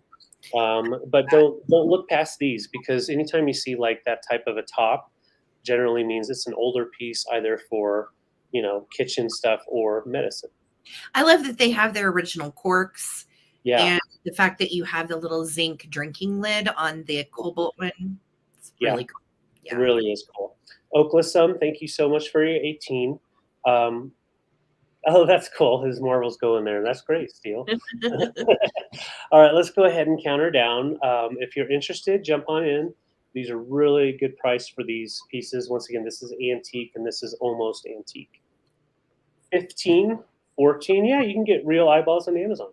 15, 14, 13, 12, 11, 10, 9, 8, 7, 6, 5, 4, 3, 2, 1. Good end. No, just in case today. So come in with 19 or more if you are interested in either one of these. And this is for choice. For choice. And easy, we'll go clear or blue. Let's do it easy. Awesome. And Oaklisum, thank you so much. These are great pieces for country cottage, for industrial stuff, all those. So there's our pen, Oaklisum. Let me know if you want clear or blue. And I'll put you down for whichever one you want, or you can do both. Spiders, yeah. Throw some spiders in there. Some creepy spiders. Yeah. I love that. So okay. Oaklisum, I got you for the cobalt. Thank you so much. And we'll bring this back for the recap. Great pieces. Congrats. Okay, so I am a complete nut for these little celluloid weirdos. You know this. I sell them all the time. I love them. And I found these little guys out and about. This was also on my video. And we are going to do choice on these for $15. We're going to talk about this little gal first. She is made in Japan. She does have her original little jointed arms, and she's a cupie. Awesome. Look how her face is. I love how they did her little eyelashes. So stinking cute. And she is marked right here on the back, Japan. She is like a celluloid blow mold. So she is hollow and very lightweight. Of course, we'll ship first class. And she has the best little dumpy butt cheeks you've ever seen in your life. Just, we've got that little office butt thing going on. So cute. I love her. And she has her little green yarny dress on, and she's a little flapper. She likes to swing her arms. So she is choice number one. I'm choice number one. Pick me. Okay. I've had to keep Belligerent Cupid away from these girls, and Pissy Polly has pulled out, thank God. So she's not here anymore. Yes, I am. I'm still here, and I'm watching Belligerent Cupid. He better not do anything bad. Oh, I love the little ladies. Look. Oh, you're so nice. Mwah, mwah, mwah. Oh, Oh, Pissy Polly's after me. you gotta run. Yeah, you have to watch him because Claire. he loves little ladies. All right, this one's going to be second choice. Now, she is made in occupied Japan. So we know she was made between 1945 and 1952. She has her little original flapper swinging arms too, with a little feather in her back. And look at this little Japanese crepe dress she has on. It's sewn onto her, and she has a little glittery, sparkly gray tab that runs all the way around the bottom. So she is super cute. They both do stand. And again, you can see back here, it does say occupied. Let me pull her feather down a little bit. But it does say occupied Japan on her backside. All right. So they are so cute. And Zoe is going to take the clear bottle off your hands, David. Thank you, guys. I did not see that. Thank you. Okay. That's you, Zoe. Thank you. So these are $15 for choice. They are highly collectible and so cute in all of your vintage displays. Add a little kitchen, add a little baby. They are just precious. And I love them because these are truly the oldest ones as far as the Cupies. And she has the little finger waves. So she's very reminiscent of like a Dolly Dingle. And look at that side eye. Look, she's looking at David. I don't know about you, buddy. I don't know. I just No. don't know. So You don't yeah. know. I don't know. All right. So this is going to be for choice on whichever baby that you are interested in. We are at 15. Thank you so much, Christine, for your bid. And again, this one is made in Japan. This one is occupied Japan. Okay. So they're probably just a few years apart, and I did find them together. So I'm starting to count down. We're at 15, looking for 16. No, just in case today. 15, 14, 13, 12, yay, 11, 10, 9, 8, side eye, 7, 6, 5, 4, 3, 2, 1. Looking for a bid in. When they're standing next to each other, they look so like they're up to no good. They've been doing dirty stuff with me, David. Really? Oh, BK, that's not nice. You can't say that. Party. This is a family show, BK. BK having a party. Well, they have. That's what he said. Oh my. Well, they have. There's our bid end. Christine, would you like Cupid or Dolly? Just let me know which one or ones you would like, and we'll put you down. Thanks so much for the bid, Christine. Cool. All right. Potatoes. Oh, potatoes. She's got stiff legs. Okay, here we go. I have some more cameras. So this next choice is for cameras. And let's start with the biggest. So I'm starting them at $20 for choice. The first one that I'm showing you is oldest, late 20s, early 30s. It's the number 3 brownie. And it's right here on the top, but it's kind of scratched up right there. But it says number 3 brownie. Handle is still intact. It is missing a little piece right here. So I know the shutter does work. However, it may not be in working condition as far as shooting film. However, it does have working components. All right, so that's your first piece. But this is definitely one that you would just display, use as a riser and that type of thing. That's what we do with ours. But the fact that the shutter still works is definitely a good thing to have. Okay, so that's that one. Let's go to the next one. These were all found at that same booth. This is the number 2 cartridge Hawkeye, model B, and this one has its handle still. This was later closer to the 40s for this camera here, which is wild when you think about it. You look at it and you would have to think, this has got to be at least over 100 years old. Right, Sherry? Beautiful camera, though, and it does have a working shutter. So you can see the shutter works just fine. So you could definitely use it if you wanted to. This one does not have any missing components. So that is your second one, and that one once again is the Hawkeye camera, the Model B. And I like the fact that on the back it does have San Antonio, Texas, the Fox cool. Film Company. I'm sure you guys remember the Fox Company. They did film everywhere. I think they're out of. I don't know if they're still in business or not, but you can see the stamp here as well. All right, so that's your second choice. Third and last choice on this is a Sure Shot by Ansco, and it has like that metal, shiny metal look to it, but it's a kind of a paint that they apply to it. I love that one. Yeah, it's very Art Deco-y, very mod, and it is complete. It has the sideways, and it is called the Sure Shot, and it also has that on there. It does have a working shutter. Very cool. So, really nice cameras. I was just shocked that I was able to find these at such a good price to where I could bring them here. And so it's just a nice choice. And the reason I wanted to bring these as choice, this is the way I display mine. I have different colors and different sizes, and I try to display them to where they kind of have like that very sleek look, very nice lines. Basically, I think kind of gives them a good look. But you can definitely put them in a bookcase to separate out books, and it just adds to your decor. Yeah, All these right. are great. Aren't they? So these are the choices, 3 chances here. If anyone else wants to get in, you definitely can. Tracy's in at 20, and we'll count down. Awesome. And I will say they're all about 5.5 to 6 inches long in depth. So just to give you an idea of size. All right, 15, 14, 13, 12, 11, 10, 9, 8, 7, 6, 5, 4, 3, 2, 1. Good end. Stacking. Oh, I agree. It is really fun.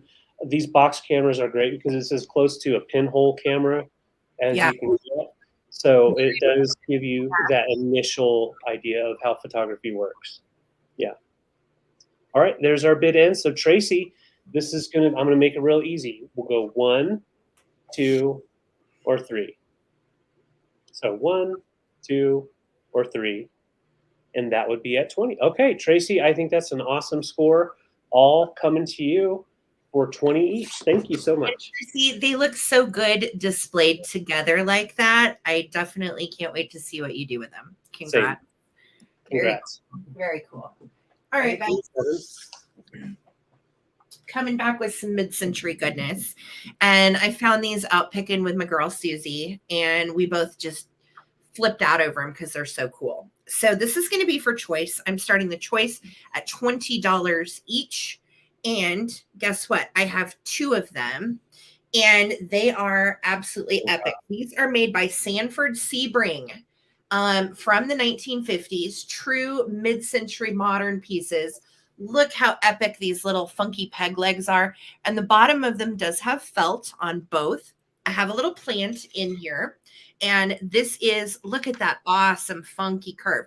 So Sanford Sebring made a lot of these wonderful glazed pattern planters, vases, and so on. A lot of it is black and white. And they are marked on the bottom, but it's really hard to read because of the spaghetti drizzle. But that is it right there. It says Sanford Sebring. It's just super hard to make out. Okay. Right. So I have 2 of these. This one I put a little succulent in just to give you an idea of what they do look like with plants. So good. All right. So $20 for choice on those.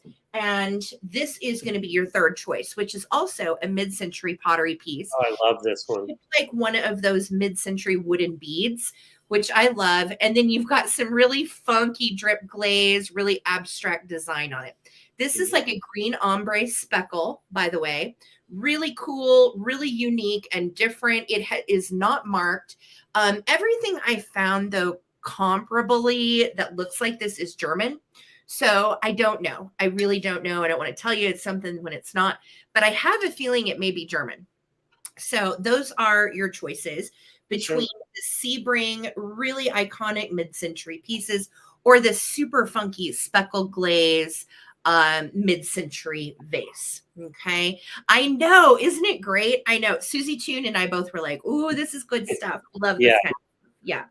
So they just display so wonderfully. These are right at almost 7 inches tall, and they are like 5 inches in diameter on the triangle on the inside.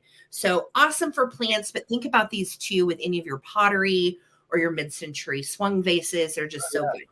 All right, so we are at 35. This is going to be for choice, and I'm going to start a countdown. This is going to be choice on the 3 pieces.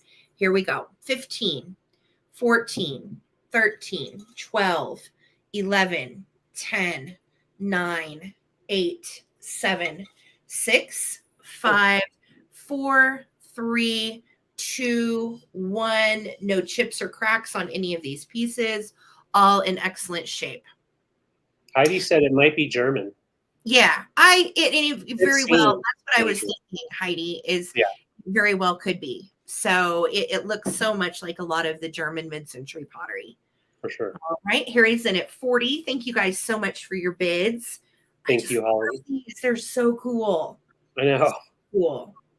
I know, hard not to keep these. I'm not going to lie. Hard not to keep. Okay, so Harry, let me know if you want one of the black and white, you want both, or you want the green, or you can take it all. Okay, and then behind Harry is going to be Shirley B. and then Tracy Shepherd. Okay, so Harry, Shirley, and Tracy, hang tight. Let me know what you guys want to do, and I'll watch for you in the comments. Thank you guys so much. All right. Well, it is time to bring a cowboy hat, guys, and I was so excited to find this. Giddy up. Them all. Wow. You guys, Harry, they are all yours. Great choices. Thank you so much. Yes. Okay, so I am starting this off at $79, which is a heck of a good deal because it is made by Blenko. Okay, so this is made by Blenko Glass Company, and it is from the earliest I think they started making these are 1980. And I have seen these in different antique shops with the Blenko sticker on them, and which helps me be very sure that it's Blenko, but it was also online. So I want to show you before we go any deeper, there is an inclusion. You see where my thumb is? That is like a piece of paper or something that is caught into the glass. Yeah. So that is just included in there. Well, howdy. But it is beautifully done, nice crystal clear glass made by Blenko, and it is an ice bucket. So you set it on its top, and bam, you can put a nice little skinny champagne bottle in. You can just use ice and use it with an ice puller upper, or you can set it down like this and just have it as a display piece. It measures right at 12 inches diameter, and yeah, just a really, really beautiful piece. They finished it off at the front, so it actually has like the feel that you would want for a hat when you're taking it off, which I think is really cool. But pinched in really nicely. It's iconic. It is very iconic. And Blenko made 2 different sizes of these as well as different colorways. This is the clear, but they also did add manganese so for the clarity, so it does glow. Uranium, yeah. I'm sorry, uranium. It does glow green under the light. Yeah. Yes, and it really glows. Like you can tell, they definitely used those different chemicals for the clarity because it glows like crazy under the black light. It's so bright in the office today. I don't think it's going to pick up. No, but where it does really pick up the colors the most under glow light is on the band here. Yeah. But yeah. Oh, a cactus would be amazing in this. Wouldn't that be so cool? We actually have a cactus in a piece of glass ourselves, and they do really well in glass. You just can't overwater them, you know. Right. But that would be so cool in the cowboy hat. I will tell you, David got so excited when we found this too, because anytime we find the Blenko, we've only had the Blenko hat, I think one other time, and it wasn't this big. So he was very, very excited. Yeah, really excited. It's a great piece. You definitely know it's Blenko when you see it. This is Blenko. I think it reminds me of the Curious George, the man in the hat. Oh, totally. It's like his hat. Yeah. Like his hat, like a bucket hat. Yeah. And they did make different types of hats too. So there are different types of hats you can find. But yeah, I just love them. So And yeah, the clarity, you can read his shirt through that glass. So yeah, that's just beautiful glass, very heavy, and it will arrive safe. But I just want to show you how it does look if you just set it down like this. Is also really cool. So it's just a neat piece of glass from 1980 by Blenko. And you can display it either way. You know, you can display it as the hat, or if you want to use it functionally as a vase, you can certainly do that too. But yeah, it's so good. Yeah, glass orbs or marbles would be stunning in there too. Yeah. Oh yeah, that'd be great. Let's go ahead and count it down. Lizzie's in at 79. Thank you so much. Yeah, it's a beautiful one. Salsa bowl. There you go. That's a lot of salsa, Daniel. A lot of sausage. All right, let's go ahead and count her down. Yeehaw! 15, 14, 13, 12, 11, 10, 9, 8, 7, 6, 5, 4, 3, 2, 1. Bid end. Bid end. Almost getting on my big old head. It's an Easter hat. It's an Easter bonnet. Yeah, you could roll your Easter eggs around. I would put all my Easter eggs in here. You would? Yeah, I would. Okay. Well, there's our bid end. Lizzie, this is your cowboy hat for $79. Lizzie, you just scored an iconic piece of Blenko, and we will ship that thing with love. Don't worry. Yes, we will. David is so good about shipping stuff like that. Okay. I'm going to bring something that's totally weird. And I had to pick her up. I couldn't not. And I know some of you guys saw this on my preview and were thinking, what in the world, Sarah? But I could not leave her behind. She's so weird. She's so cool. I'm starting at $28. And I could not find any information on her other than she is likely a Chalkware Carnival prize from the 20s. But that's all I've got. I think she had hair at one point and it has either been removed or what have you. But I think she is so cool like this. Now you can see as Chalkware. Chalkware is dentable almost. You can like rub a little piece with your fingernail almost and do that. But so she's got some little Chalkware wear spots. And she is 100 years old. So, you know, she's got a little age to her. She has the sweetest little feet underneath. Now, this skirt, FYI, is sewn onto her. And this is how I found her with the little bow and the little skirt. You could take that off of her if you wanted. And she's just like a Cupid body, basically. She does have a little bottom and everything, but and you can even see she's got like little Mary Janes on, but I think she's kind of sweet with her little skirt. And this is the way I found her. So I will send her to you like this, and then you can do with her as you please. She's so different. She's 12.5 inches tall as far as height, if you're wondering where she'll fit. So she is a little bit over a foot tall, but she's not super wide. And I think also what I really liked the most about her was the little pose with the arms. Yeah. Again, I'm trying to research her to bring her to you guys today. I could not find anything like her. So I don't know much, and I hate that when I'm not able to tell you much, but sometimes that's a cool thing too, because it means she's rare. Exactly. Yeah, she's just really different. And I thought she would fit in so nicely if you do have some cool antique displays. I think she would go anything from glass to silver. Yeah, she needs a little pink tutu. I agree. Don't you turn your back on her. No. Watching you. Look at those lashes, though. I mean, like lashes on fleek for days. So yeah.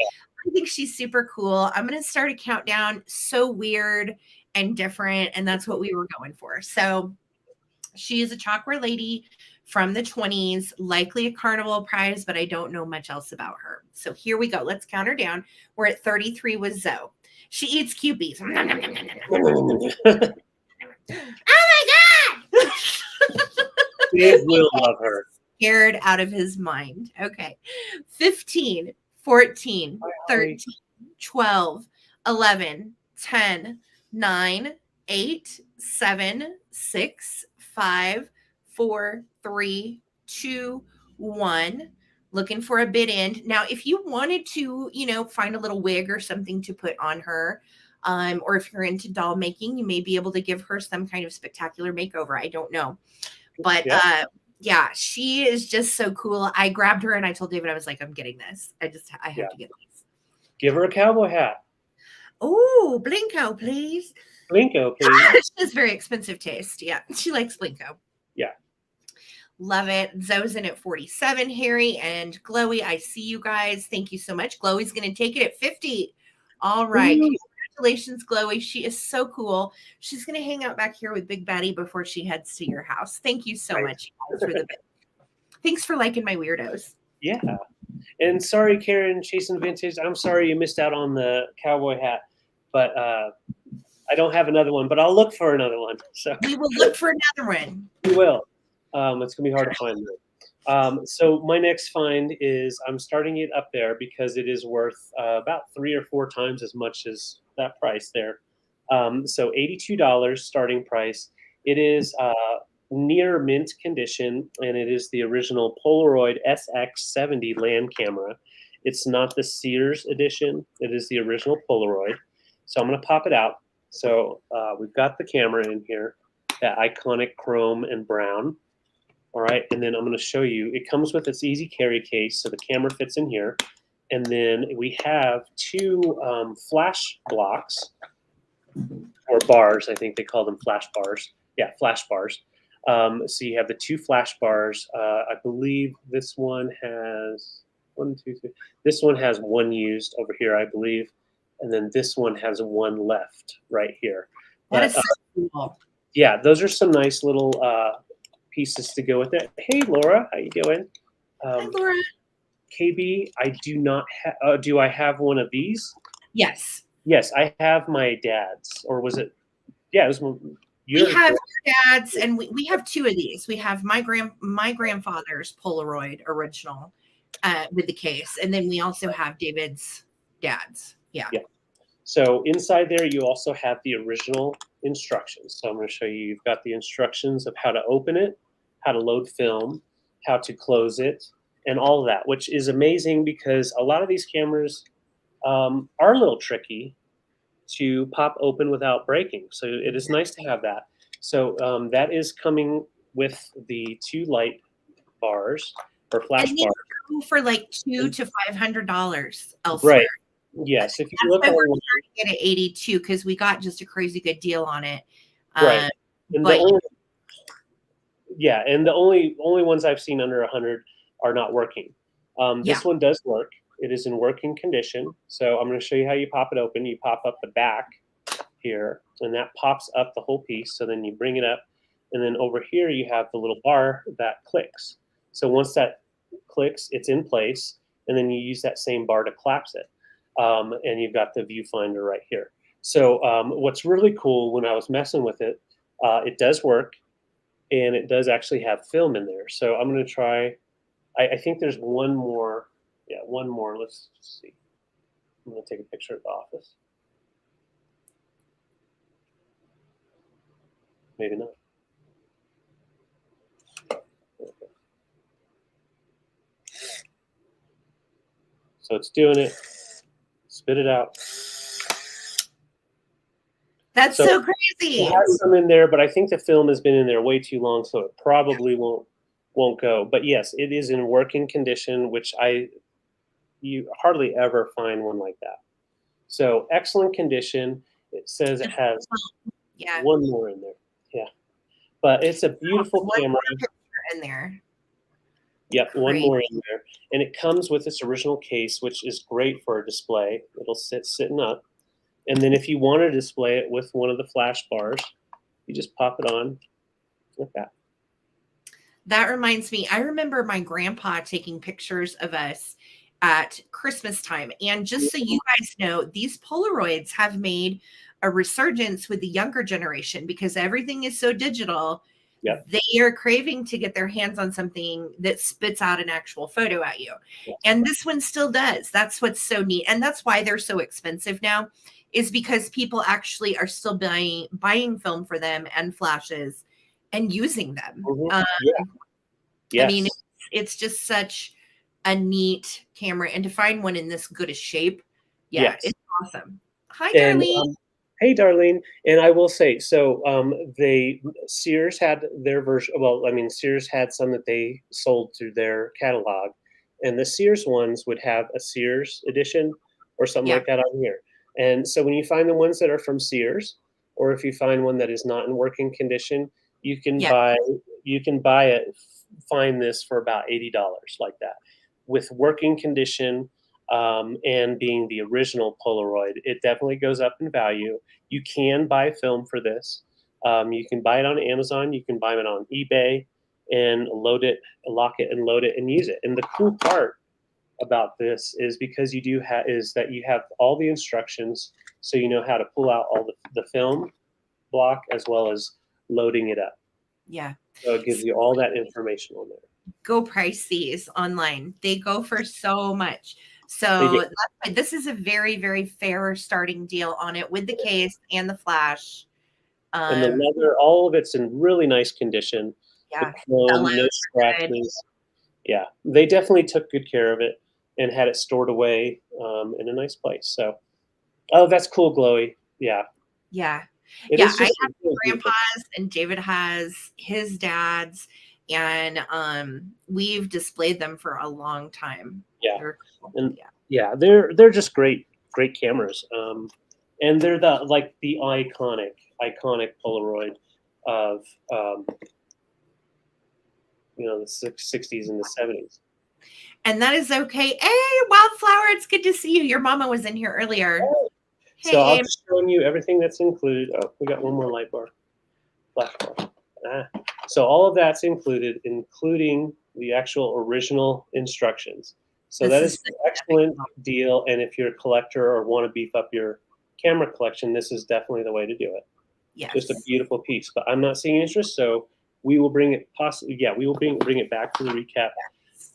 Batteries are in the film packet, I believe so, yes. I think that's how they did those. Yep. I don't know for certain. So. It's the little bar that you put across the top, yeah. Yep. All right, guys. Well, hopefully that will find a home. If not, we're probably going to put that one on eBay because they go for so much more over there. But you can get it here for $82 if you want it. All right. So I'll bring it back to the recap. Here we go. I'm marking myself. Okay. You are good.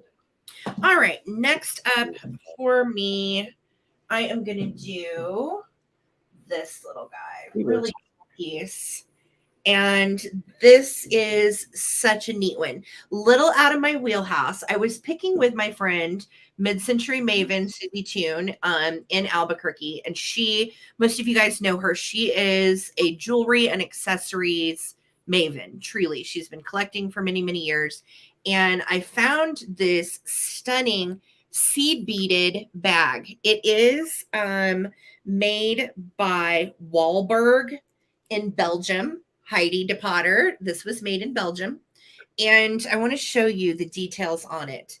It is absolutely stunning. It dates to late 30s, early 40s. And it is actually not black, just so you can see. These are all seed beads still intact. And it has its original lining, which I always think when I find something so old, it is so great to see that it does have the original lining and it's clean. Yeah. How much are you starting it at? I'm sorry. I'm starting this at 24. And it is beautiful. The clasp works and closes. The chain that holds it is great.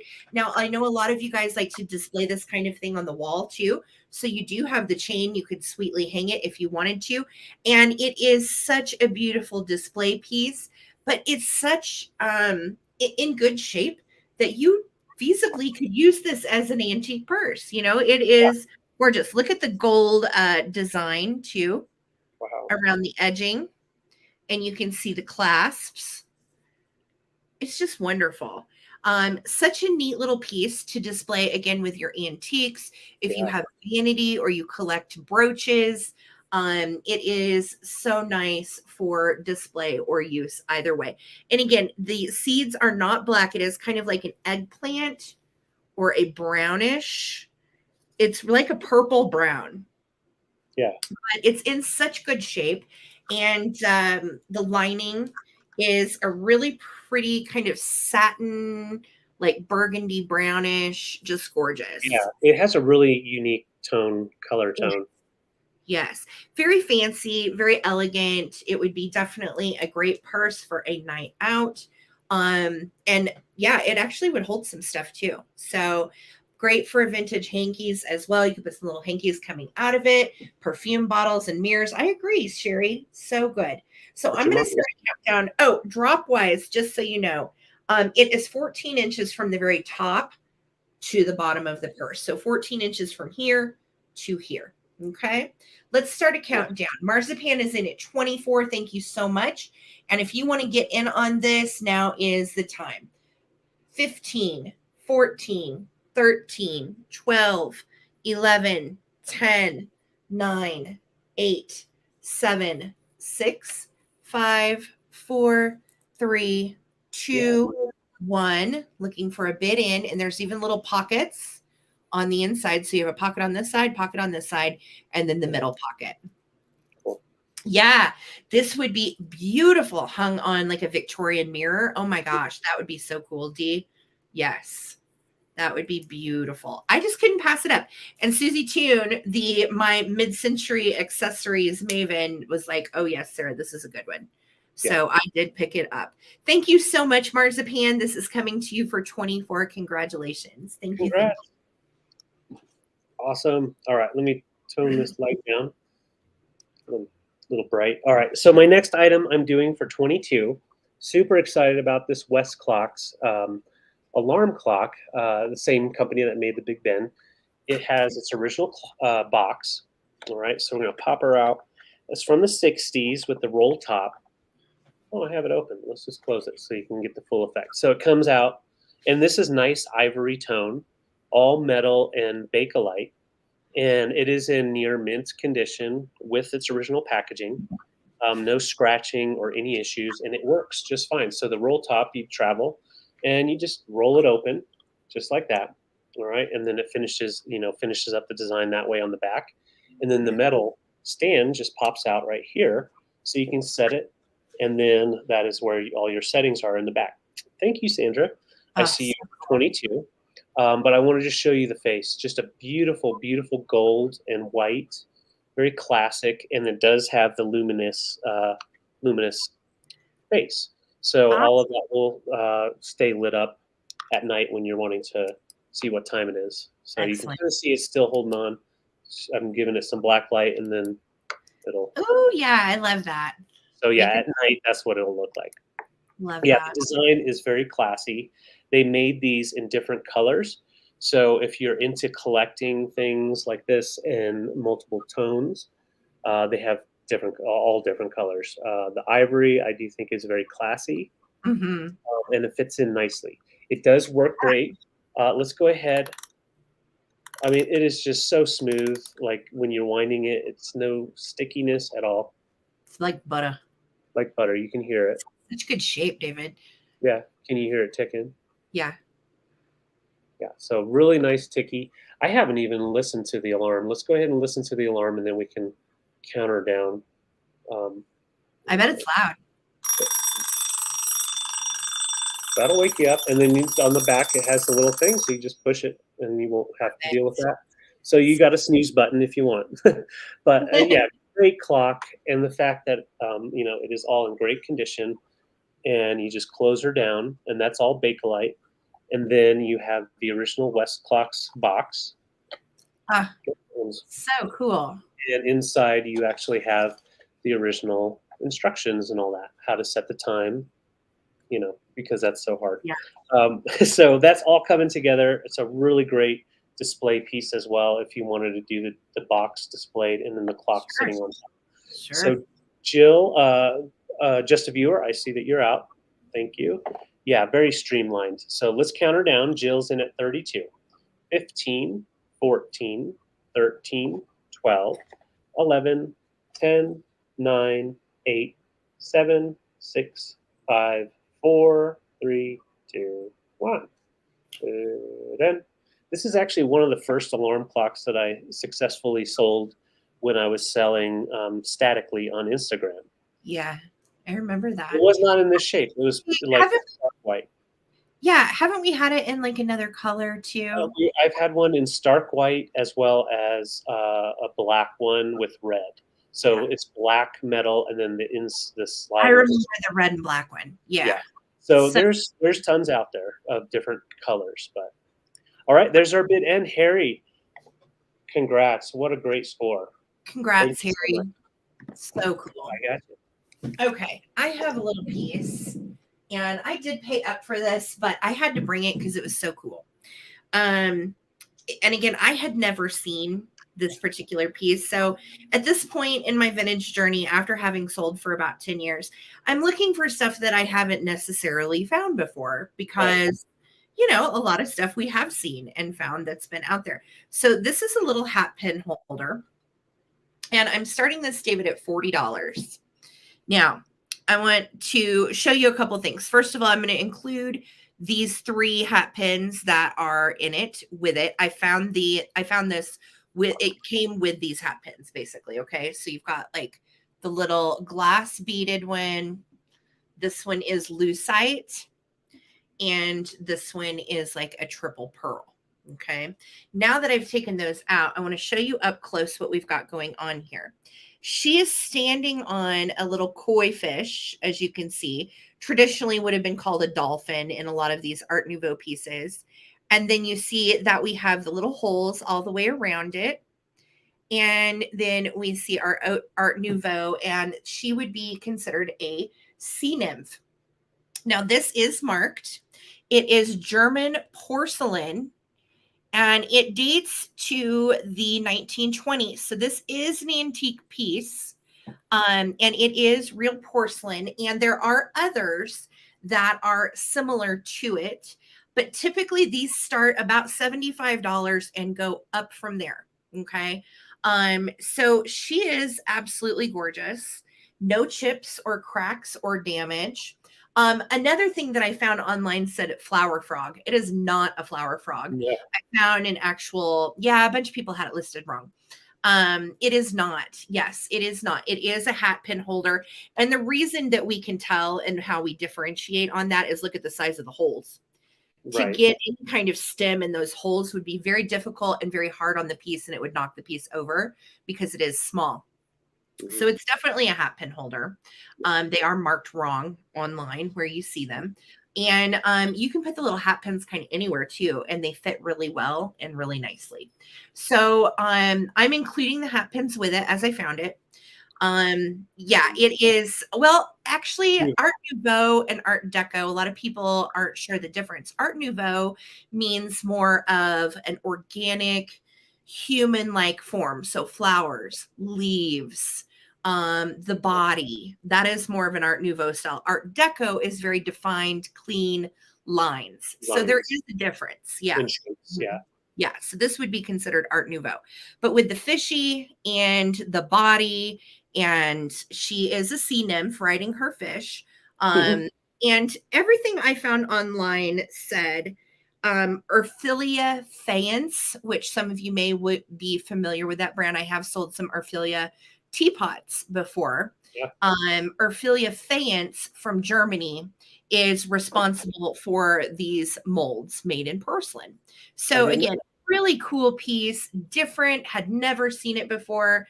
And I love the back, really great detail, as you can tell. And even you've got the back side of the fish as well. Oh, yeah. Yep. So I'm going to start. I'm going to start a countdown, you guys. Thank you so much for hanging out with David and I today. And this is a stunning porcelain German Art Nouveau pin hat holder. And it's coming with the 3 pins. And we are marked. Hold on, I'm going to take these out. We are marked on the bottom so you can see that it does say Germany, and this dates to the 20s. Yeah. So yeah, really unique, beautiful piece. Thrilled to find it. And here we go. 15, 14, 13, 12, 11, 10, 9, 8, 7, 6. I like putting them in pretty. 5, 4, 3, 2, and 1. Looking for a bid in. Thank you guys so much. Yes, the lady who wore this, is very stylish with her her hat pins and so on. Such a timeless tradition with the hats and the pins has just gone by. Chloe, we're not doing just in case. Just in case, Chloe girl. And then the 77 came in after the bid end. So, Glowy, if you want to count your 76 as a bid, we will accept it. Otherwise, there's no just in case. And Marzipan, your 77 came in after the bid in. You guys got to come in before I'm counting down. Darn it. All right. So, Glowy, let me know if you want this at 76 for what you were going to go up to. Otherwise, Marzipan at 45, it would be yours. That's quite a difference. So Glowy, let me know. 76 can count if you count it as a bid, and we'll go from there. Just let me know in the comments what you want to do. Thanks, guys. All right, we'll wait and see what she says on that. This next item is difficult to show, so I'm just going to pull it up slowly while we wait. Okay. Okay, Glowy Girl said Marzipan can have it. Okay, thanks. All Thanks, right. Marzipan. All right, next up is, I'm starting off at $33, and it is a wall hanging rosary. So I'm going to show you up close. You have Mary and the child, and then at the bottom you have Jesus on the cross, and you do also have the initials of the creator of this piece. On the back, it has its original sticker. It says "Made in Italy." This is made out of a resin. It's definitely vintage, made out of a resin, and it is measures at 62 inches long because it is a wall hanging. So I'm going to show you how it hangs.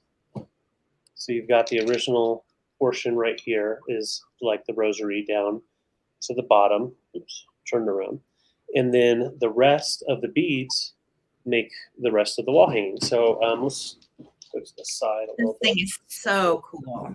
It really is. So, I mean, there's really no way for me to show it hanging.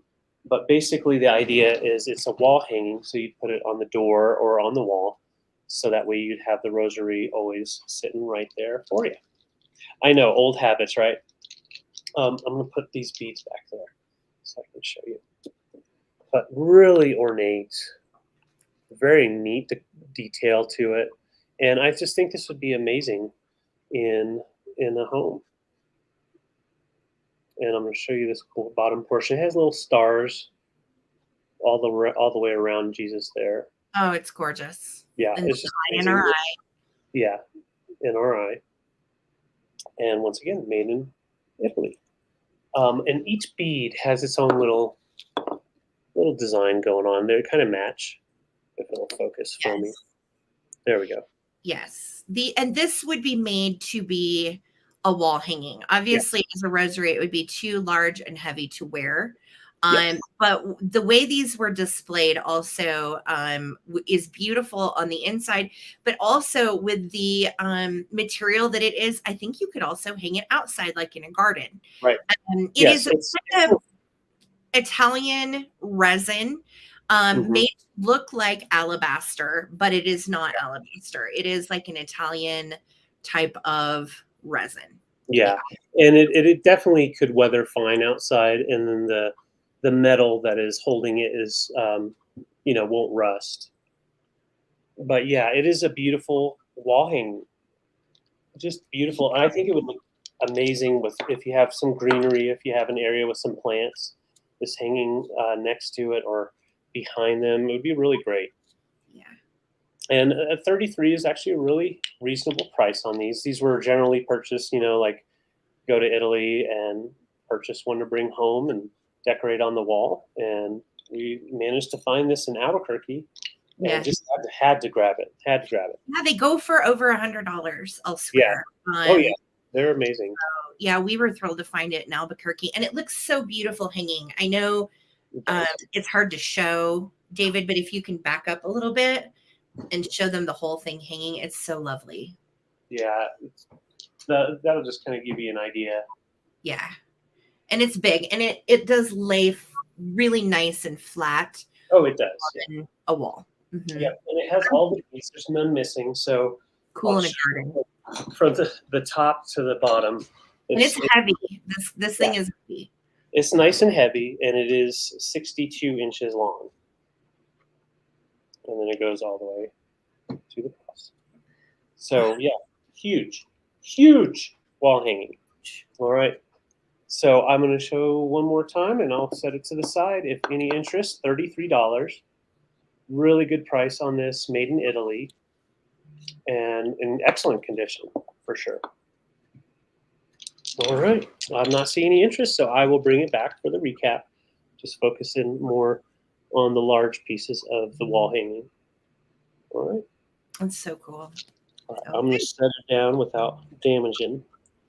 Okay, Sea Monkey Revival is in at 33. Sea Monkey, I love that name, by the way. Really quick, Ttbsarahc@gmail.com. Unless this is a different username from one of the other people, if you could let me know, Sea Monkey, and email us your info. Yes. So Sea Monkey, yeah, I love that name. So I'm going to just we'll go ahead and do a countdown then, yeah? Yes. Yeah, I was just looking to see if we had Sea Monkey's info, and we do not. Okay. So Sea Monkey, if you want this, I need you to email me real quick, and then we can count it down. Okay. So yeah, just send the email to ttbsarahc@gmail.com. All right. And David, go ahead and count it down. Okay. All right. We're counting it down. If anybody else wants to get in, you can. Otherwise, Sea Monkey is going to score big on a wonderful rosary. All right. Here we go. 15, 14, 13, 12. You're good. 11, 10, 9, 8, 7, 6, 5, 4, 3, 2, 1. Bid end. Thank you so much for sending that, Sea Monkey. I'm going to just, even if we find out your real name, I'm going to still call you Sea Monkey because it's just too fun. Sea Monkey is... Sea Monkey, nothing came through. It doesn't have any content, Donna. Donna, if you are Sea Monkey, it just says me. I don't have your email or anything. So, Okay. Donna, well, yeah, resend. Okay, thank you. Just resend, but I see that you like Sea Monkey. So Sea Monkey for 33, this is yours pending email. Thank you so much. Thanks so much. Appreciate Awesome. All right, y'all. I have some more antique stuff. I found a bunch of great stuff from the 20s while we were in Albuquerque. So here we go. All right. I'm starting these at $20 for choice. And first up is this gorgeous thing. And just so you know, starting out, there is a little hole on the backside here and a little hole right there. They could be easily mended, but I'm not a sewer, so I'm going to leave that up to the buyer. Okay. This is antique embroidery, and it is absolutely gorgeous on this little pink pillow. And you are seeing it right. This is bright pink. And this pillow is 12 by 12. And it is absolutely darling. And look at the curls and that crosshatch grid behind the woman. And then you've got her sniffing the bouquet of flowers and then the little corners that match. And I just think this is darling. Would look good on a couch or a bed, wherever you need a little something. And I just thought the detail in the embroidery, even her little blue eyes, was just absolutely wonderful. Thank you so much, Sea Monkey, and welcome. We are always thrilled for new peeps to be here. So this is going to be choice number 1. And then choice number 2, hey, Zotro, Don't know where Zotro is, but welcome. Welcome. Choice number 2 is this little heart-shaped pillow, and I found these together. So I'm wondering if maybe they were the same maker. I don't know. Right. But I love the vintage handmade, and I'm always here for it. And she has beautiful little blue eyes, brown hair. Look at her lilac hat. And again, same kind of back pattern, really sweet. Look at the back of this. It is tied on, and this is all hand sewn, hand stitched around it. It's just such precious handiwork, and I love these. And this one also is 12 inches from like one side of the heart to the other side of the heart. So you can see they're about the same size. Wow. And they are just so cool. Yeah, she does look like a silent film star. I love that. And I was like, somebody needs these. I can't stand for these little hand embroidered pieces to get left behind. Look at the stitching also on the leaves. It's just so good. So this one's kind of like a buttery yellow, and this one is just a gorgeous little pale pink. And they are absolutely darling. $20 for choice, which is a great price.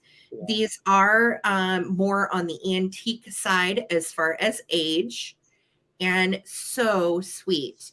Thank you so much for being here, you guys. Please make sure to subscribe to Junk Drunk Mantiques and to myself while you're here. Yes. And if anybody wants to bid on these, I'm looking for 20, which again is such a good price for vintage, antique, hand done embroideries. I agree. So sweet. Just beautiful. I will tell you, I paid up for everything from Albuquerque. So if the prices seem a little bit higher than normal, well, they are, because we paid up for stuff. So I'm going to start a countdown. Thank you so much, Dee. I appreciate your bid. If anybody else wants to come in on these darling pillows, just let me know. They are so pretty, and I think they would also be really cool together. So here we go. 15, 14, 13, 12, 11, 10, 9, 8, 7, 6, 5, 4, 3, 2, 1. And I'm looking for a bid end. Thank you so much, Dee, for your bid. Yes. Super sweet vintage hand embroidered items.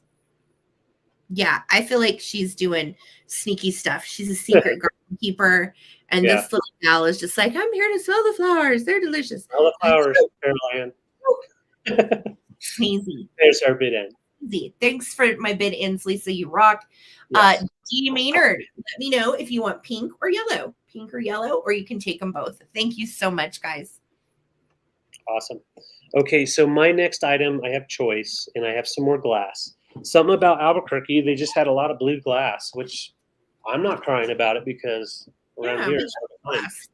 Yes. So all three of these pieces, amazingly enough, are Blenko. I was actually super shocked. I thought this one right here was rainbow glass.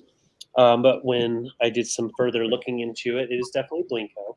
This one here has a beautiful clear applied wave grip on there. You can see it has a nice opening.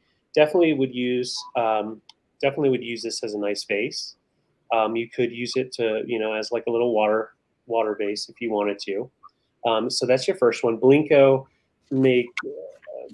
makes just beautiful glass, high clarity, and their styles were definitely more on the up and coming compared to other glass companies who are basically trying to keep up with them. So that was my favorite. Yeah. So when we bring Blenko, usually most of our watchers know about Blenko or have learned about them, but they design such amazing art glass that it is second to none. And they have some really interesting styles, especially with the crackle glass. And their crackle is a little bit more thick, larger pieces of crackle. So that way it does have its own look to it. It's definitely not like some of the others that you see out there. So that's your first one. They all do have a slight glow under blacklight. So they do have that going on. Zotro is doing some fun stuff. So, hey, Zotro, are you bidding, or what does L mean? All right, so it's going to be $20 for choice, and this one is the Blenko. Strata Ice is what it's called. Strata Ice. Cool. And I know, who is it? Pilgrim Glass makes some pieces like this, as well as Kanawa. Kanawa and Pilgrim, theirs are more slanted, so they go kind of in a diagonal, whereas the Blenko one has more of a straight across. And what it's supposed to look like is just like a block of ice kind of melting, slowly melting. That is so cool. And like refreezing and melting, refreezing Yeah. and melting. Yeah, and just a really nice opening as well. And it has that applied handle with some like texture to it. So it's got like dimpled in all the way down. Oh, So that's so your cool. second piece, all uniquely different Blenko pieces. Third, we do have this beautiful orange Ooh. Amberina, and she glows like crazy. Once again, this is Blenko, and you know by the crackle, the way the crackle is, it's larger crackle, and it is a larger than what you would think for the mini pictures. The Blenko ones were a little bit taller, about 5 inches. Yeah. All right. Bye. I figured. Well, I was waiting for it, guys. You know, when you see a new name, sometimes you got to be careful. So, but you can see it has that deep orange at the top, down to just a little bit lighter, and then dark at the bottom. So you do have a lot of glow all the way through. All right. So I'm gonna just set them up here so you can see. We've got the smallest one at 5 inches, and then we have these two at 7.5 inches tall. And I'm not going to drop anything today. There we go. So set them all together. You can see a little different color in the blues. And I just love blue with orange personally. And they will all glow under black light, which is amazing. All right, so Renovative Home is in at 20. If there's any other interest, you can come on in at 21 or higher. And yeah, really nice Blenko glass pieces, great little pieces to mix in with your glass, as well as your brass and wood. I love glass with brass and wood. So yeah, look at those pieces together glowing in the light. That is, and guys, I'm getting ready to drop a video that is a tour of my friend Susie's home. Yes. And you will be inspired to display your glass in a window after you watch this video. You will. So, oh yeah, yes, you will. Yeah. These pieces are so good. And Blenko is just a classic. Their blue is like no other. I love Blenko blue. All right. Yeah. I could go on all day about it. All right. And yes, thank you, Karen. No just in cases tonight. There are 3 options here. So if you're bidding, you'll want to bid just straight bidding. And once I start my countdown, it'll be almost too late to throw in a bid. So here we go. 15, 14, 13, 12, 11, 10. I agree, D. 9, 8, 7, 6, 5, 4, 3, 2, 1. Bid end. Gorgeous. Yeah. Those are gorgeous. I really am nuts for the blue pieces. Obviously, the orange is a stunner too, because look at the glow.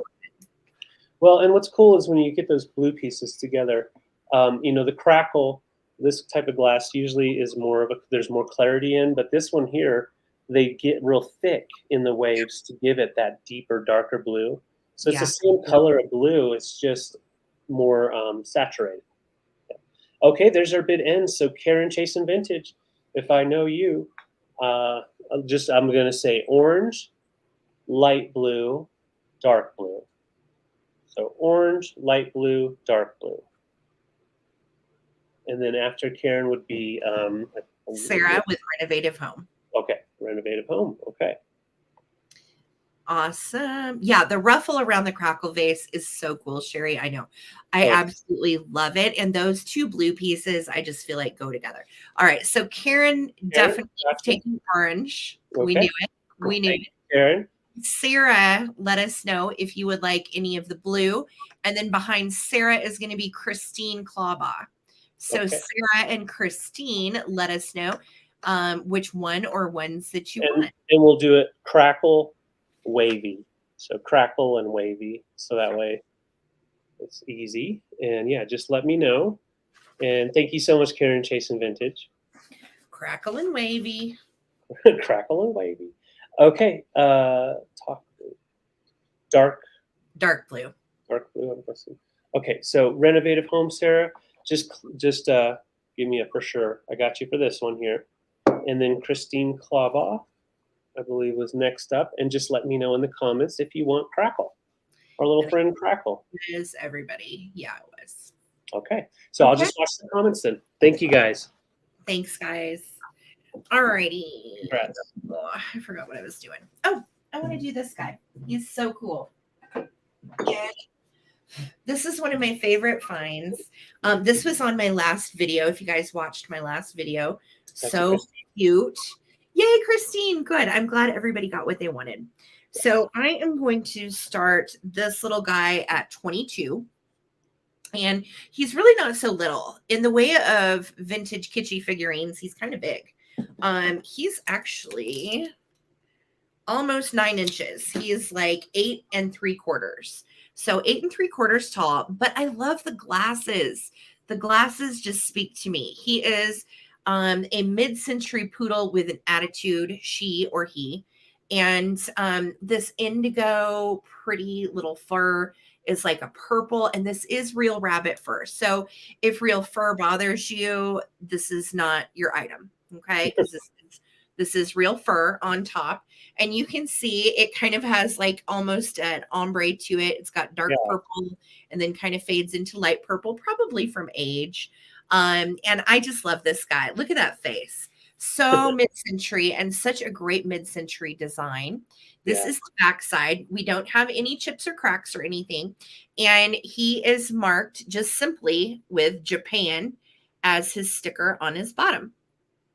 So I, again, liked the color. I have sold this guy in pink before, and I've also sold this in blue, but I had never seen the indigo purple color. So this was a new one for me, and wanted to pick this little guy up. He's just so cute.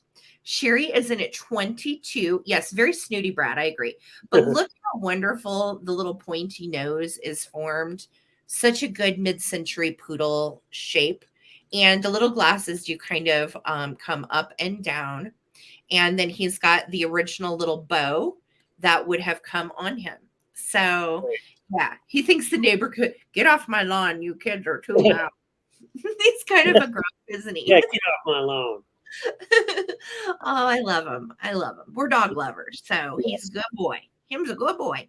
All right. So I'm going to start a countdown. If you would like to get in on this poodle from the 1950s, please jump in the bidding section. We are not doing just in case. We have done away with just in case, so that will be a thing from now on. No just in case. Okay. So thank you guys so much for hanging out with us on a Tuesday afternoon. Let's count this guy down. Here we go. 15, 14, 13, 12, 11, 10, 9, 8, 7, 6, 5, 4, 3, hello, David, 2, hello. 1. Looking for a bid in on our serious poodle friend. So serious. So serious. Serious poodle made in Japan. So cute.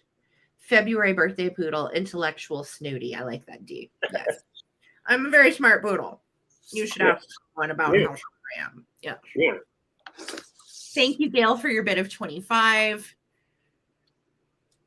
And the lag is real and it is weird. So sometimes the bids are all coming in at the same time. Awesome. That's right, Evan. May he rest in peace. All right. Thanks, Lisa. Gail, congratulations. Poodle friend is yours for 25. Thank you so much. Awesome. Awesome. All right. I have some fun finds that are great for shelves. So I'm going to grab them all. I have 4 available, so I'm doing them as choice. All right. So I'm going to show you what they are. They are antique sewing machine drawers, and got these at an antique shop, and they had them bundled together, and I couldn't let them go. They are very collectible. If you look online, you can find a couple of these for sale because people do want to find the drawers for their actual piece. But what's cool about these is the shape. So they have kind of a curved shape on the front, but these would just hang so nicely. Let's do it this way.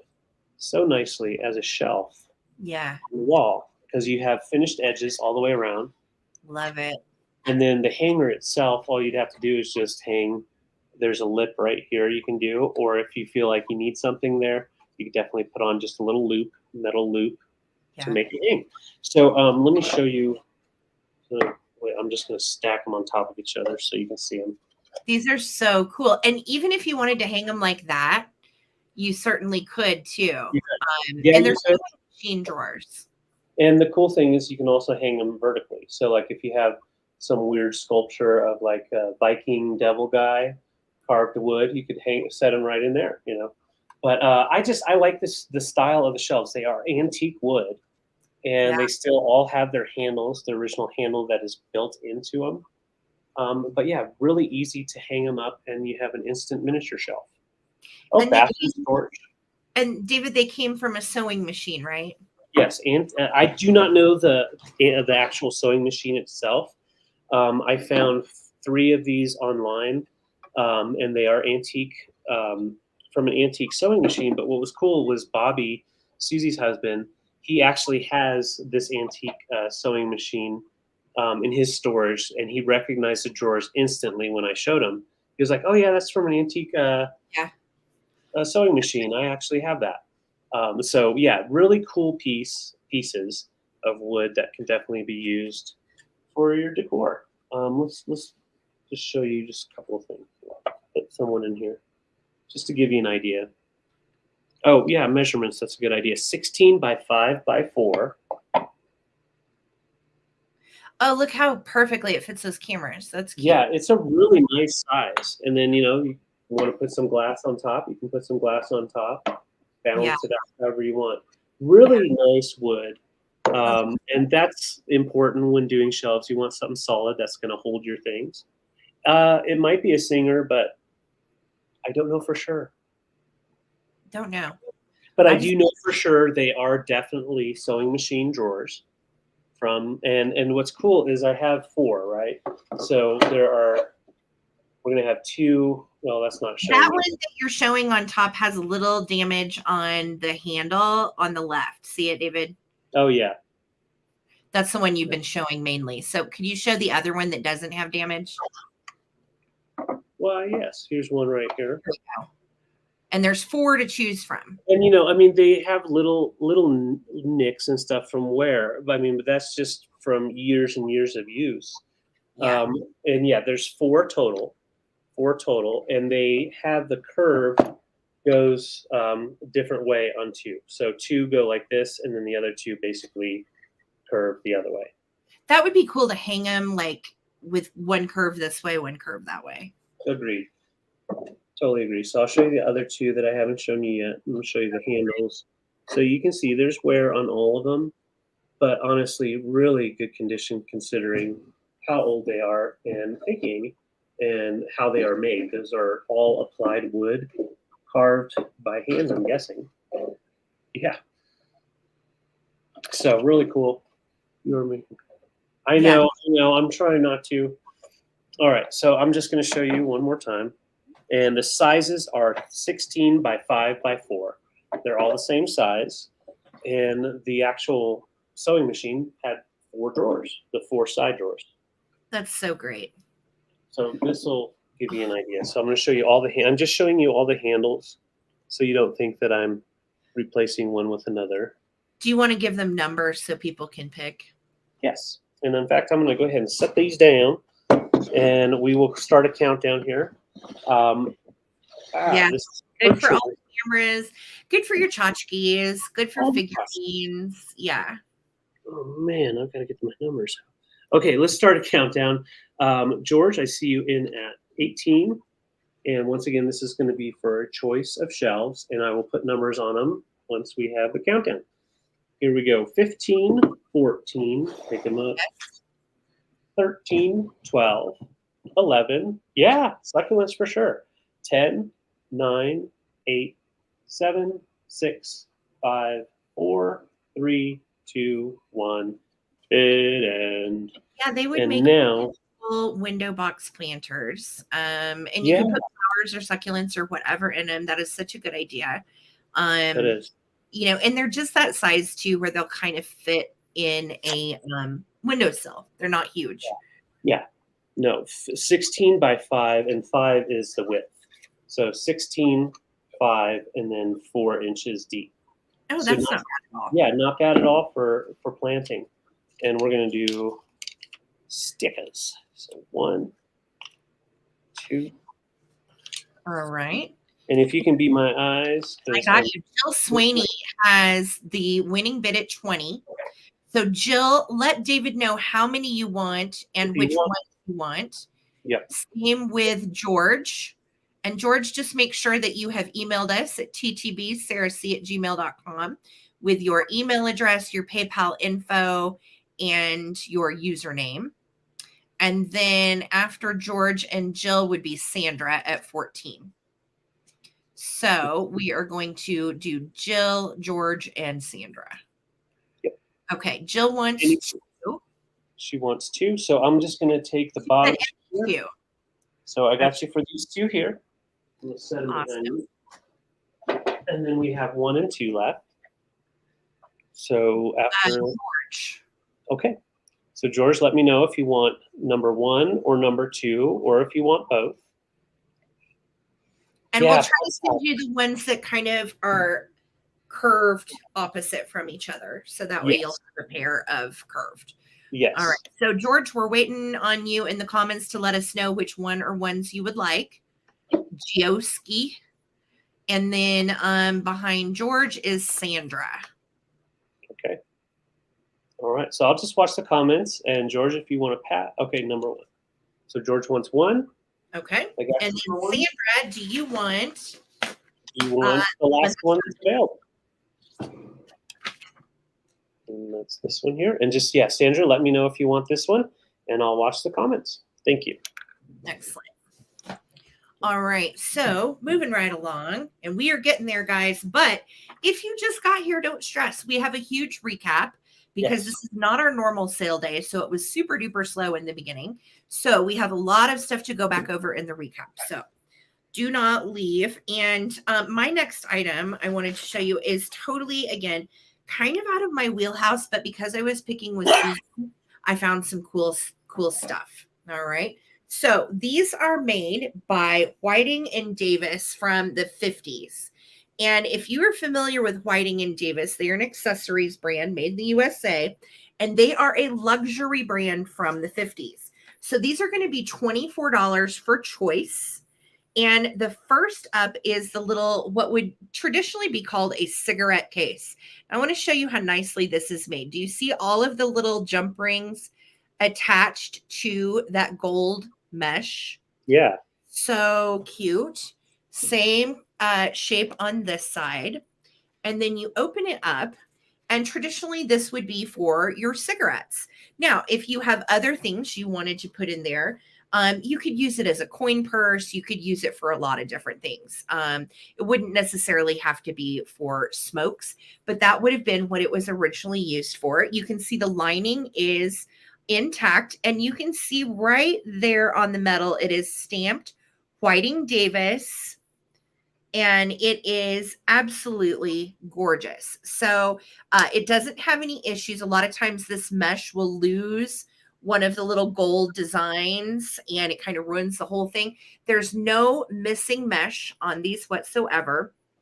And if you Google Whiting Davis, you'll see how much these go for. This is a very modest amount that I'm asking compared to what they go for online. This would have been kind of compared to like the Louis Vuitton of its time. They were very, premier purse makers. That's right, Sherry. They were the jam back in the day. Yes, fancy club, fancy dinner out. So your second choice is going to be this little purse. And it technically, this size would be what I would call a makeup bag. But you could use it as a small clutch.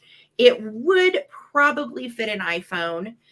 This one is marked on the inside. You can see it says Whiting and Davis, made in USA. And it does match the little cigarette case. Seriously, if you Google these, see what they go for. It's pretty amazing. My friend Susie is someone that sells a lot of jewelry and accessories. And she told me, Sarah, you have to get these. They're very valuable. This is luxury stuff from the 50s. So I trusted her and I did. They are beautiful pieces. And yeah, typically these go each for around 50 to 90 each. Wow. So that's why 24 for choice is quite a wonderful deal. They are in good shape. All lining is there. The mesh is in excellent shape. And I think they're beautiful. They're 50s luxury items. Gosh. And you could definitely use them still. That's what's so cool. 1,000% lipstick and keys. You know, you could put, you know, girly products or whatever you wanted to in this, or you could just use this as a little makeup bag. So handy for all kinds of stuff. Agreed. But again, yes, these are incredibly made. They are beautifully, I love the mesh. I don't know. They're beautifully designed, I guess is the best way to put it, because the mesh almost feels like skin. It's very, very soft. And yeah, it's just gorgeous. So yes, my friend Susie sells mainly on Instagram at Mid-Century Maven. So definitely follow Susie because she is the girl that told me I should definitely get these. And yes, Whiting and Davis. I'm not sure if they were hand sewn or not, but they are in beautiful shape. So I don't see any collectors here for these items. So I will probably end up putting these on eBay. But if you're interested, let me know. 24 each. Very good price. All right. Thanks, guys. Yeah. Thanks, Marzipan. So my next lot here, I'm selling all together. And Christine, we don't our eBay. I mean, it's not really. We don't have a setup like a store. It's more of a personal type of eBay setup. We used to sell on there a long time ago, and every once in a while we put stuff up there. But if we do, we'll also share the link on our Instagram. So I have, hey Amy. So I have these four books. They're all coming together as a lot. We picked them and found them all together. So I just feel like it's nice to keep them together. These are all made from 58 and 59. They all are a little bit different date, but they are called Astounding Science Fiction paperback from the book club. So they've got the science fiction book club on the back with the business reply mail and all that. So you'd mail in so you can get another one. And I'm just going to open them up. So you've got really cool little catalog stuff going on in here. So you could purchase stuff. Not anymore, probably. This one is March 1959. So they all have the date for the issue. And then they all have just fun science fiction stories. So like this one starts out with the Superman. This is the first story. Yeah, the golden age of sci-fi, because like anything was possible. And they all have some different illustrations for the different stories, and all in black and white. Really cool illustrations. That one's really creepy. So we're not going to read a bunch of stories, but basically just short stories of different science fiction style. So you got Instinct, and that goes into a nice little story. The Man Who Did Not Fit. The Man Who Did Not Fit. Really cool. But so here's the first cover. I'm going to show you just the cover first so you can see. Oh, look at that animal in the background. Going to come get him. So really, really cool covers, and it does also complete on the binding. Hey, Sunshine, nice to see you here. Good to see you. Thank you for joining. So that is coming in the bundle. The second book is Astounding Science Fiction, and this one is from February 1959, and has different stories like, well, if I can get to it, there we go. The Stoker and the Stars. Sorry, The Stoker and the Stars. This is why I shouldn't show books. Accidental Death. So really great little short stories. If you're into reading them, I mean, they could really be fun. But the covers alone, I just think, make them pretty dang cool. This one's my favorite cover, Astounding Science Fiction. This one is Basic Right. And you've got this big green machine there, and then this little fella. That guy just makes me laugh.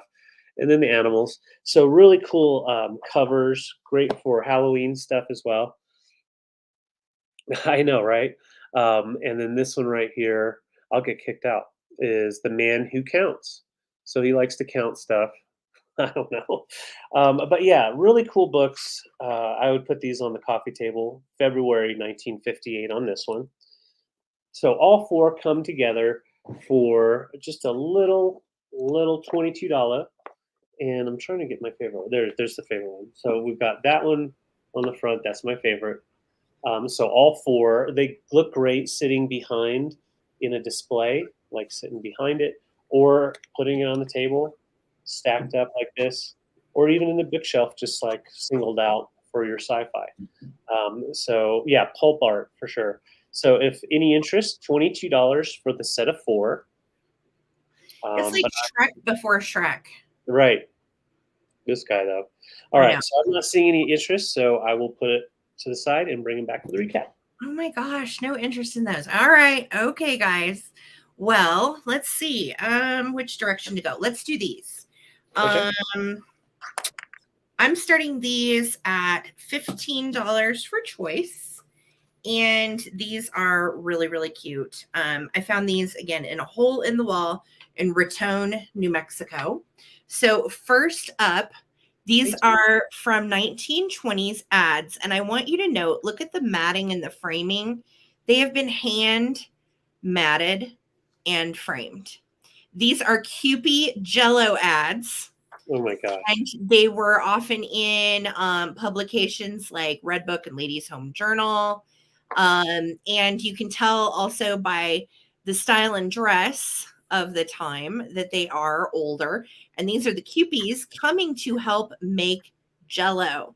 So this one is the smallest one of the two, and it is 6x5.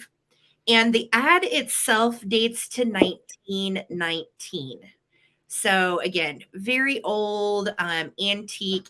We have the wire on the back, and it has been professionally framed.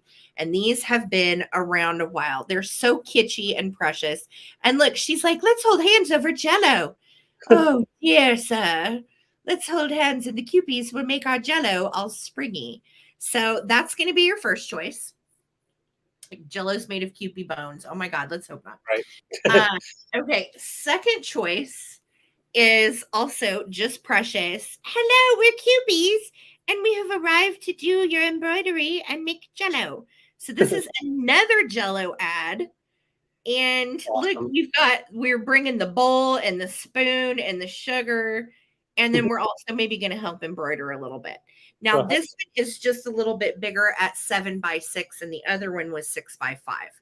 So these are darling. Again, they date to 1919 for the ad, and you can tell they have been nicely framed and they are ready to hang. You also could sit them on a little shelf. I think they are precious together.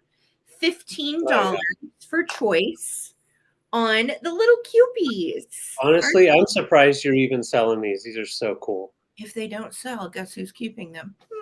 Mm-hmm. So $15 for choice.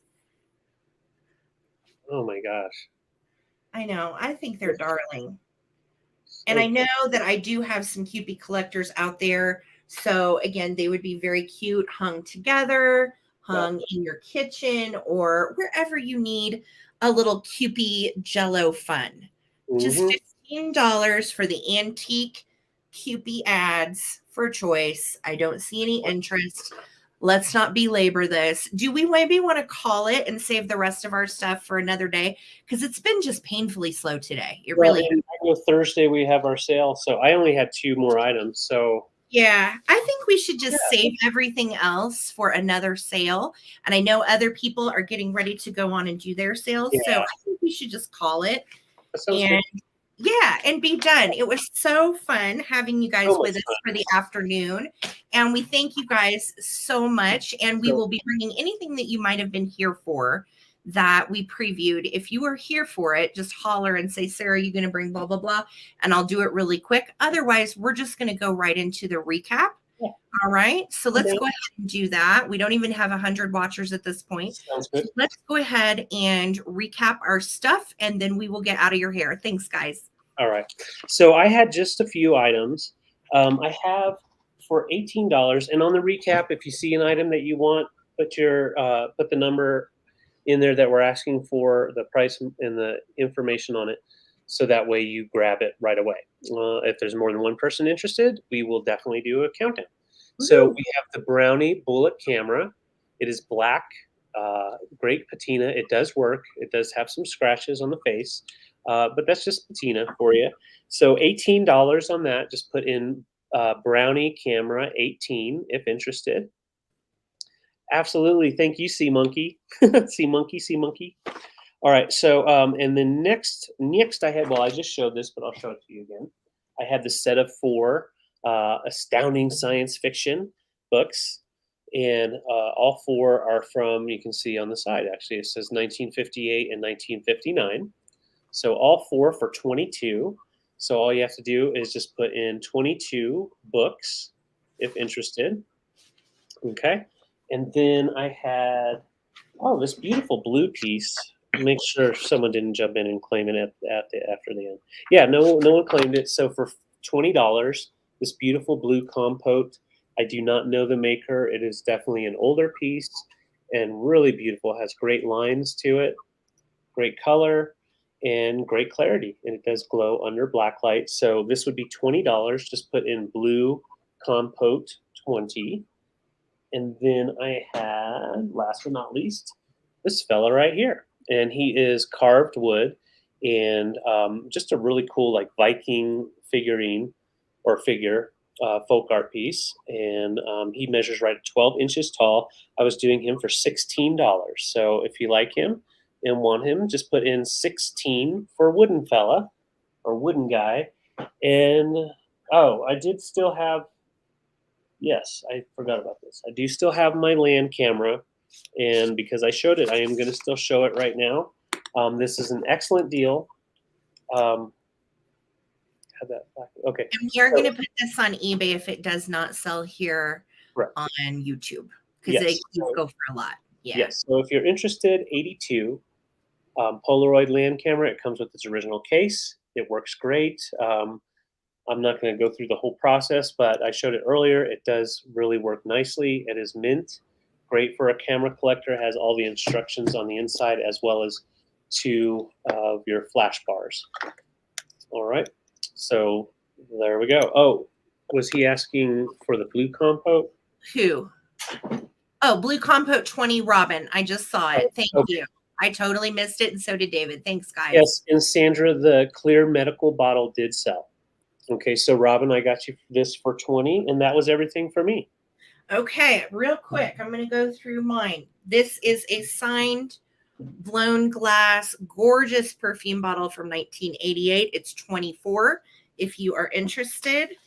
Then I had the Talavera pottery canister for 24 if you are interested. No issues on that. I had the 1940s Le Pair little pink pitcher available for 15 if anybody would like that.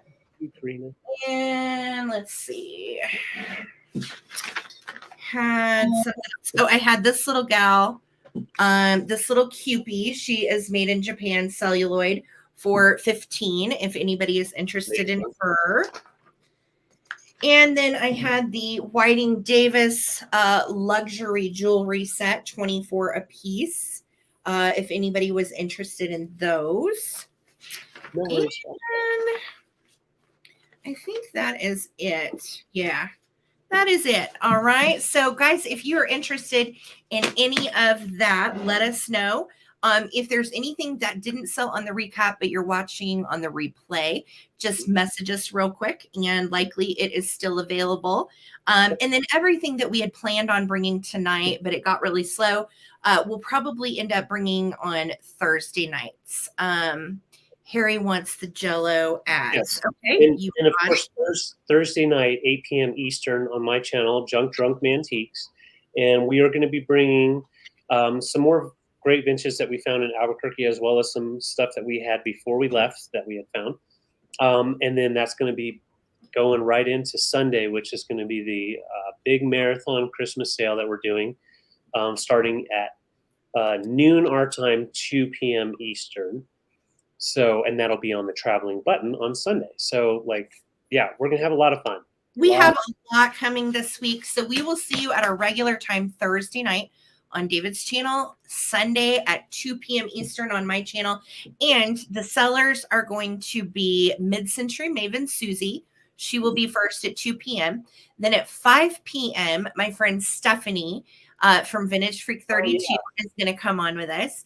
And then at 8 p.m., it will be Daniel and Preston from Vinny VD Vintage that will be here with us on the evening of Sunday night. So it'll be an all-day Christmas fun time. I cannot wait to hang with these friends of ours and to bring the rest of our Christmas in July. You guys are going to love it. So definitely come hang with us Sunday and definitely come hang with us Thursday night. And we will bring the rest of our goodies that we didn't get to bring tonight. Okay. So thanks guys for rolling with the punches. You know, we have had some stressful weeks between hailstorms and dogs and all that. And we appreciate you guys showing up for us so much. Thank you so much. It feels good to be back to work. So we will see you all Thursday night on David's channel. And peace, love, and vintage. Thanks, Lisa Viscomi, for bid ending. Thank you to my God Squad for all the wonderful help. We love you guys, and we'll see you Thursday. Good night. Good night, guys. Bye. Thank you. Thank you.